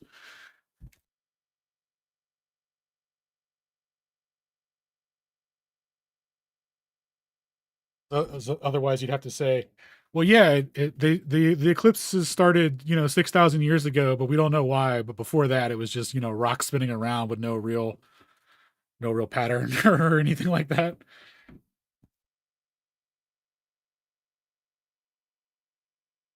Which would be an honest position to take, because literally they wouldn't know, right? But they're like, no, it's always and forever. It's been this or whatever. It's like, all right, dude. It was rocks that cooled over time. It was rocks that cooled over time. It's been this for millions and billions of years. Like, all right, dude, you win. Yeah, nah. Even their dating method is insane, right? Because they go by like, what is it called? Something to do with like the half-life of a certain known element, and then they watch the decay rate. Carbon dating. Carbon date. Yeah. Oh, yeah. Carbon dating. There you go. That's for sure. Well, that's real good math for 20,000 years, but not 20 million years. You know what I mean? It's a whole different order of magnitude of precision that just isn't there. Right, but I mean that goes against so that makes an assumption. What's it called? It's like the uniformitarian constant or something like that. That we have like sediment layers that are just upon layers, and that's how we know how old things are, and it's like a uniformity. And based off of that, if we take certain decayed elements out of a certain granite, etc. Yeah, so for the half-lives to correspond to the timeline that they need to assume that all the conditions from when we're taking the measurement to when the event occurred have to be like homogeneous and the same. There can't be any extreme changes or anything like that. Otherwise, it would mess up the timeline for which it like a flood or something for which it decays naturally. So yeah, they have to make a bunch of assumptions, and that comes out to be called uniformitarianism. I think it is. I think you were right. It's like this idea that there was this naturally occurring cascading effect of natural phenomenon that just kind of stayed the same over the course of time. You guys remember that dude in the States did a lecture circuit talking about taking his daughter to the Museum of Natural History somewhere? And they were going through the history things about critters that they find, prehistoric critters. And we know that they're this old because of, well, she asked them how they know how old they are. Well, it's not related to carbon. It has to do with where we find them in how deep in the ground we find them, and the layers of stuff that we find them in. That tells us how old it is. Okay, great. So they move along, and then they get into the geomorphological section of the tour, and they start to look at the sediment layers and how they're created. And they said, okay, well, when you go down this far, this layer is this old. Again, daughter asks, well, how do you know it's that old? He says, well, it's because of the critters we find at that layer. That's how old those critters are. So that's how old we know the layers of strata are. And it's absolutely circular. One confirming the other, confirming the other. Well, because. Isn't that why they can't date stone? It's a great piece of lecture. People have tried to date me, but last attempt was dismal. Somebody on my channel this week admitted that they thought I was a Zoomer. Dude, now that was the last dad joke of the night. Did you read that post, Alan? That was just absolutely hilarious. No, where's that on? But it's on Telegram, either in the Messwitz channel or I think it was, or the SCT, one of the two. Oh no, wait, it wasn't either. It was on Discord. I'm sorry. It was on the Ether Cause main chat. Maybe it was in the Nerd. Anyways, one of them right there in the text chat, you'll see it, where I think it was Matt who admitted, because we were talking about AI being used to replace certain functions of government. In fact, nearly all functions of government. especially to do with the bureaucratic sides of stuff. And for me, that led into this was all taking away from a Mike Adams pair of videos that Dr. Bennett posted for me, actually, in response to mine about how, it's not ever going to work in something like law, in determination of a case where AI is better than the human circumspection. It's just never going to happen. And that's when Bennett asked generally, has anybody been in that position? Can they speak from experience? And I said, yes, I had. About 30 years ago, I was voted foreman on a jury I was on for a murder trial back in Vancouver. And we had to let that guy off by self-defense, blah, blah, blah. But this all stemmed out of this big, long thing about AI replacing function in the bureaucratic stuff, if you know what I mean. It was an interesting thread. Anyways, right during then when we were talking about that, and I dated myself by saying that I was in the jury 30 years ago, that's when Matt piped in and said, I thought you were a Zoomer. I said, well, I'm glad I could dispel that, just it was hilarious.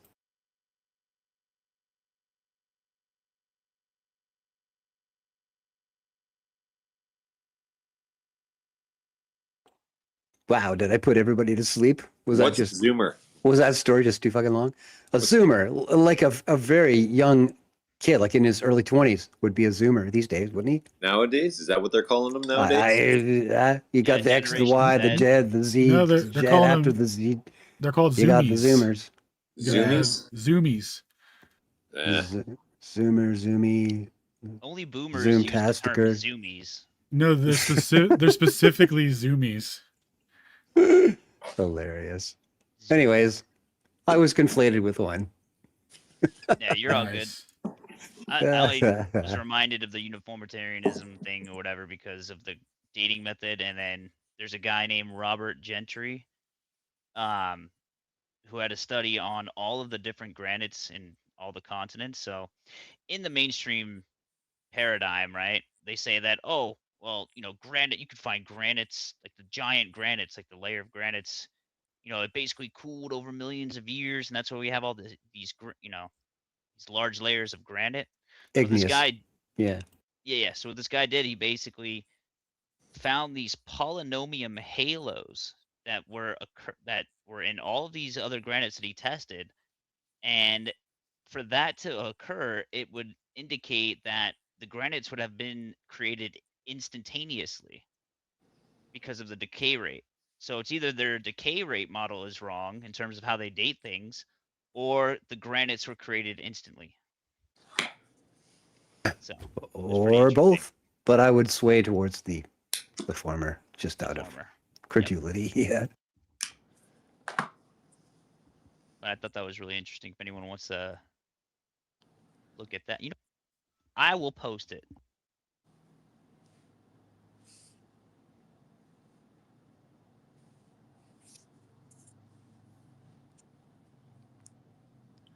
Tell me you don't have any globies down there? Well, who's this KJ dude? Anybody know anything about him? Who?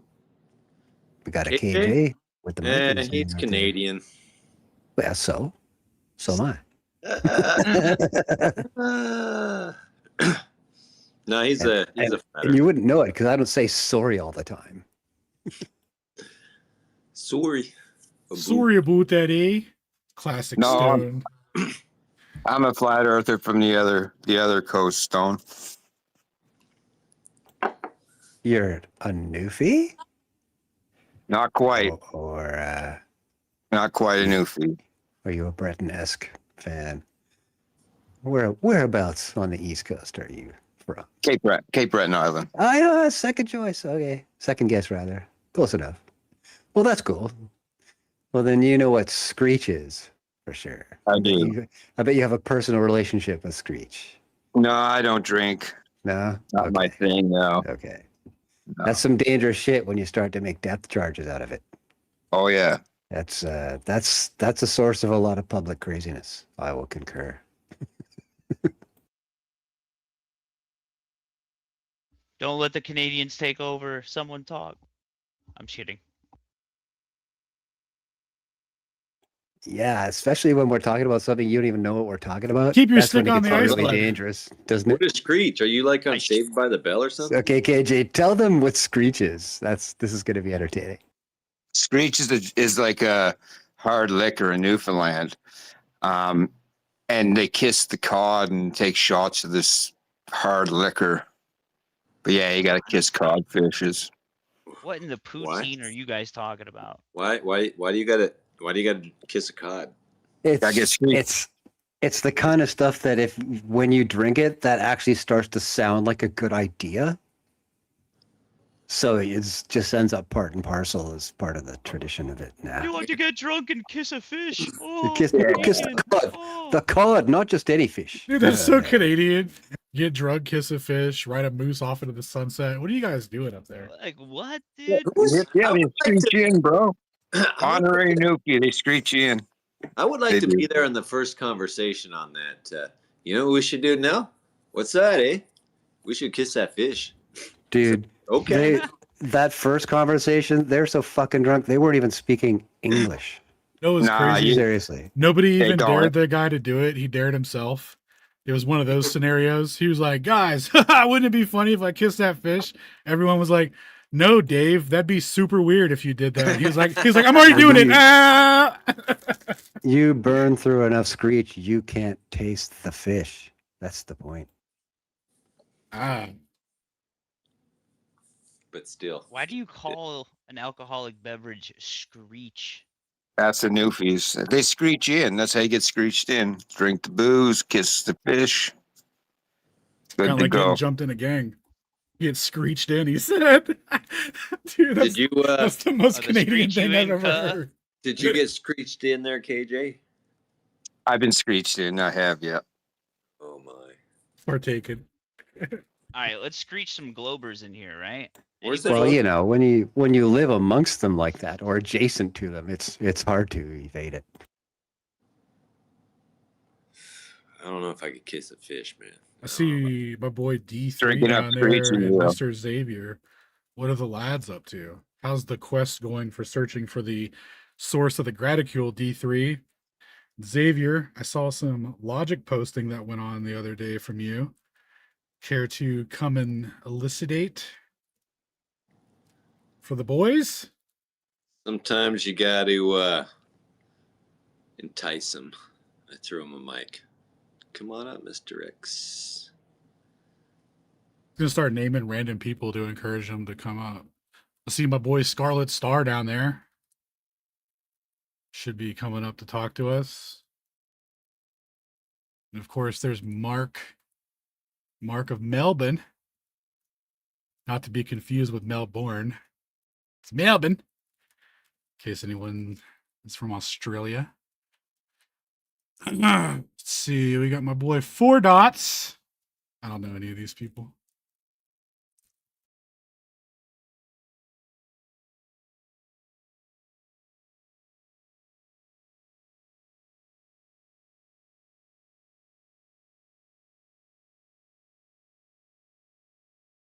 All right, lads. I think that concludes the evening for me.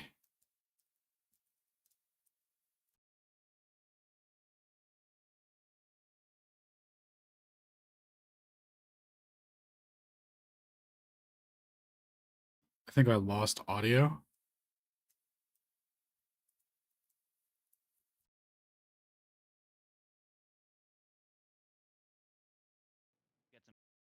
You break it up.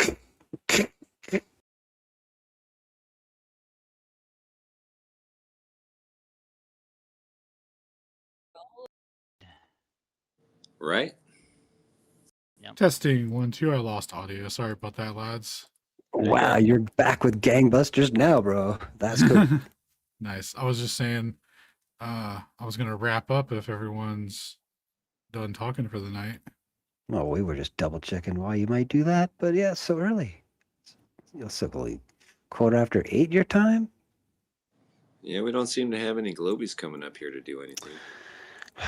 We can need to rig up the public taunting. Where do we do that from? Lead them down into here. Yeah. like a bull run. Check into the Artemis 1 camera system.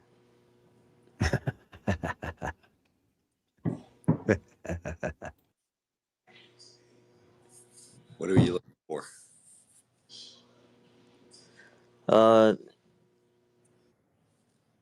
What type of cameras they were using. So these are different than the deep space cameras. These are actually like normal cameras. So I'm trying to go do some Are they research. still going with Hasselblad? Say again? Are they still going with Hasselblad, or have they spread out to Nikon and everybody else they bought? It says there's some of them were like GoPro derived parts. Ah, fisheye. Gotcha. Oh yeah, it's a mixed match of parts or whatever. I remember reading about that. You're talking about the Discover camera? Artemis 1. Oh, okay. Yeah. So I do want to see more of their pictures, because some of the pictures are pretty nice. They got some good globe shots. They got some globe shots. Some sweet highlights. Dude, you're holding all the good Alan. globe pictures? D3, Alan, what the coming in Alan. hot, bro. You're Yeah, hot. yeah.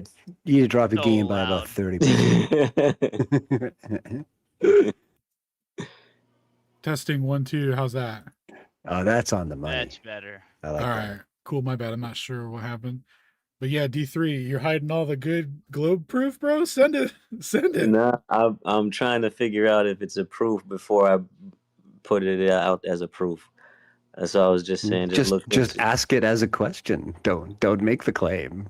Yeah, exactly. Let others make the claim. Let's say so. Say, hey, is this?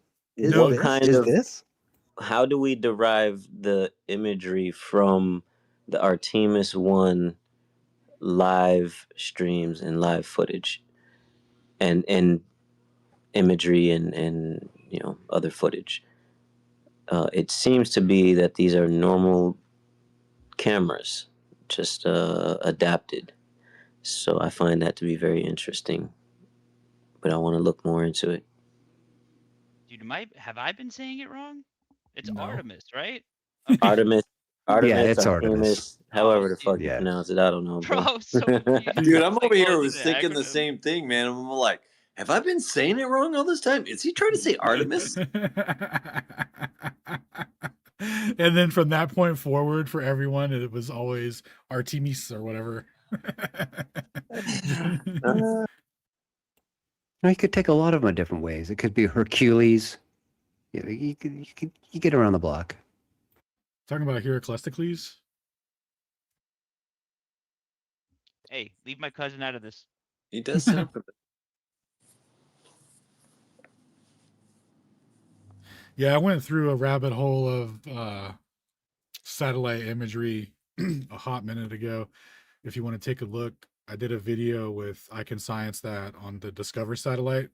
So we were trying to determine, what's the highest level of publicly available data that you can get, because you know how they always say like, oh, this is real time and whatnot, but if you go to Himawari, it's always off by like 24 to 40 minutes, and then you could see in the Himawari images, I think they changed it now, but you used to be able to see the little intersecting line at the equator where they were merging the images. Actually, it wasn't even at the equator. It was like every couple of sections or whatever. I think you could see a line. But anyway, it was like, stitched together. So anyway, when we were going through the Discover stuff, what we found was they give you 3 images, all red, blue, and green. And then you compile them and it makes, the 3 images of the Earth and the different colors, and then you overlay them and it makes the colorized version of the image that's in question. But the data that you get has already been pre-compiled, because it comes in a certain, or like the raw data, quote unquote, comes in a specific orientation. And when you get the raw data and compile it, there's 2 sets of it. One is the data properly orientated, and the other one is the unorientated version. So it's already been processed. And then on top of that, there's no metadata in it. It's completely sanitized. So from the FTP server that you get everything from the Discover satellite, it's already sanitized. It's already been precompiled. You have no way to verify the chain of custody on it. And then for the Himawari one, it gets really interesting because you can go to, I'll send you a link to it. I have it right here. You can go to their public FTP and download weather patterns that have been projected out for the next 100 years. And they actually craft like you can see that how they craft the images based off of the simulations, and they just artificially add in a Terminator line and darken out the other half. There's a really good video breakdown where a dude goes through Paint and Photoshop and does the process and shows what they're working with. So they've already simulated out like possible daily conditions and weather patterns and stuff. So when they give us a 20, 30, 40-minute delayed, quote unquote, real image of Earth, it's like, well, what do you do with all these patterns you simulated out for all this time? There's a bunch of ambiguity that gets in there. Yeah, that's not suspicious at all. That's all regular operations for a meteorological function, for sure. What was that guy that like called NASA, Robert something? Robert Bassano. He would cold call NASA and other aeronautic agencies and just get them to just whoever he would talk to, God bless him. He was one of those people that could just get information out of people and has good charisma and talking. And so anyway, he would call them up, and one of my favorite ones was when he called up the director of the Sophia project, which is supposed to be the some satellite in space or whatever.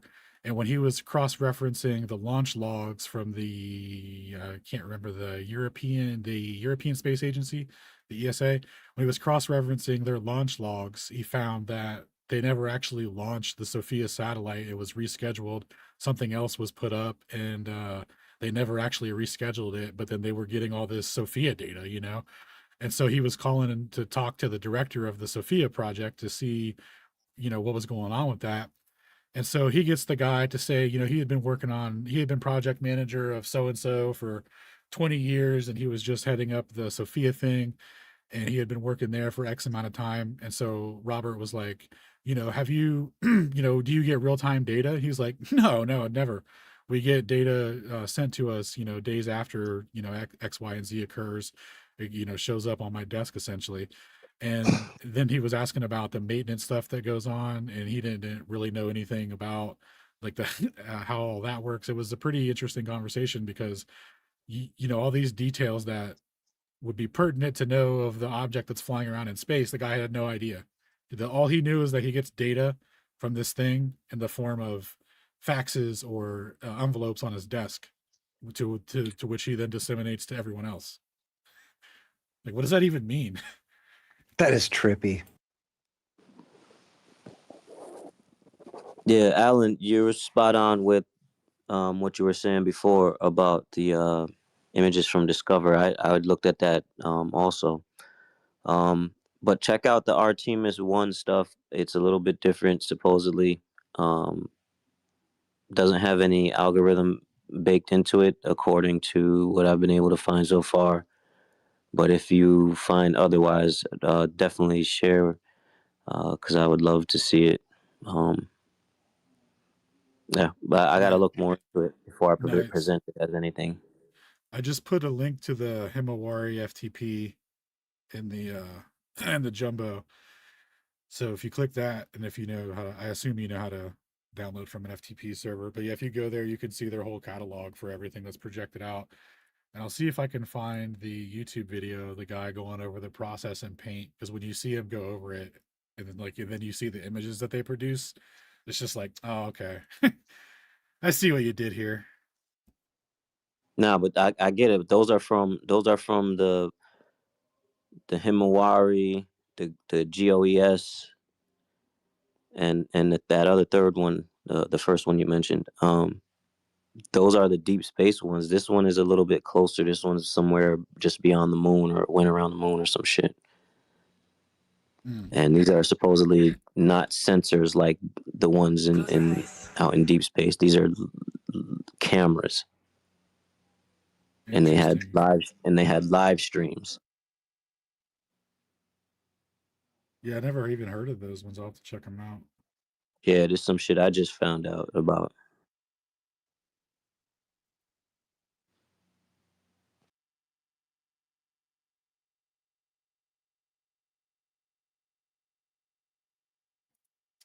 Okay, in the Twitter thing is also a video with the timestamp for the Himawari data assembly thing. Something went wrong. Let's give it another shot. How about you just post? All right, there we go. All right. That's in there now too. So yeah, check that out. Pretty crazy stuff. And I'll look at the Artemis.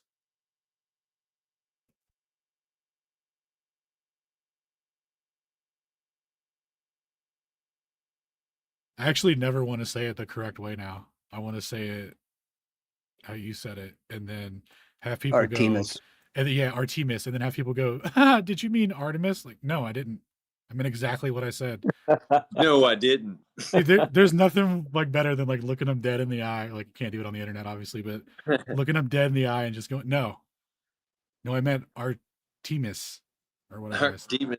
Artemis. More like RT Moo. Sorry, you said there was no more dad jokes. I had to bring one back. My bad. That's pretty funny. I can't watch that from Uruguay, where I'm logged in from. I actually have to VPN it to see it. That's hilarious. I can send it to you on Telegram. I downloaded it Nah, from I'm YouTube. good. It's a pretty Don't good worry video about if it. you want to add it to the. Whoa, dude, you're just gonna not have it added to the collection? I'm forwarding it to you now. Twist my rubber arm.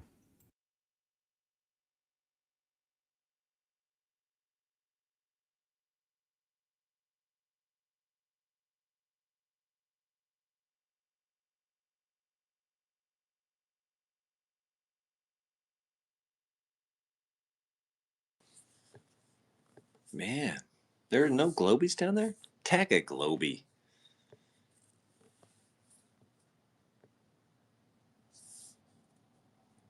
You ain't got no one in the threads there, Ken? TM?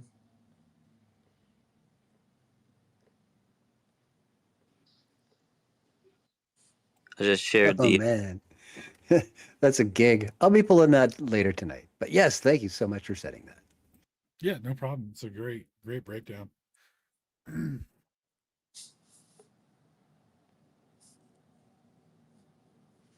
All right, lads. So I think I'm gonna wrap up here. Things have died down a little bit. You addict. Yeah, I got a mega bonk.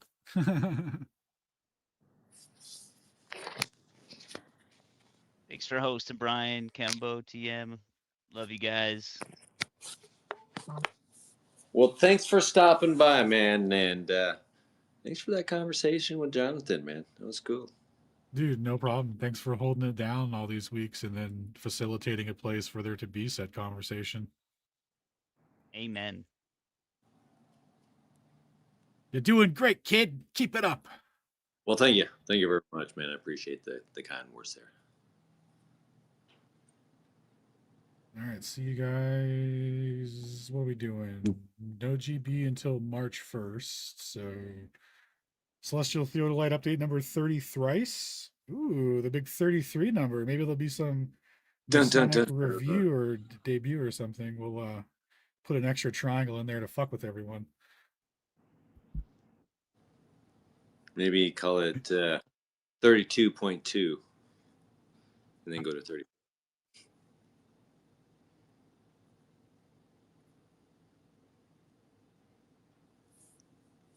Y'all are just Masons.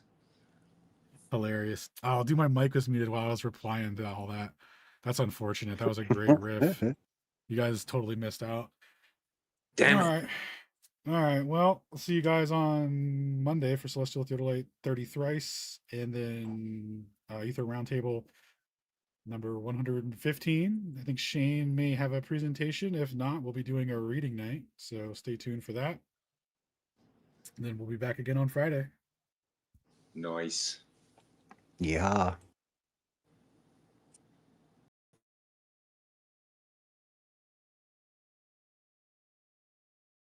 All right, lads and ladettes in the chat. See you guys on Monday. Let's take a quick look here. Who do we got? Mag, Steven, Bogan, Alchemy, True Earth Whisperer, Bogan, Dr. David Banner, aka Dr.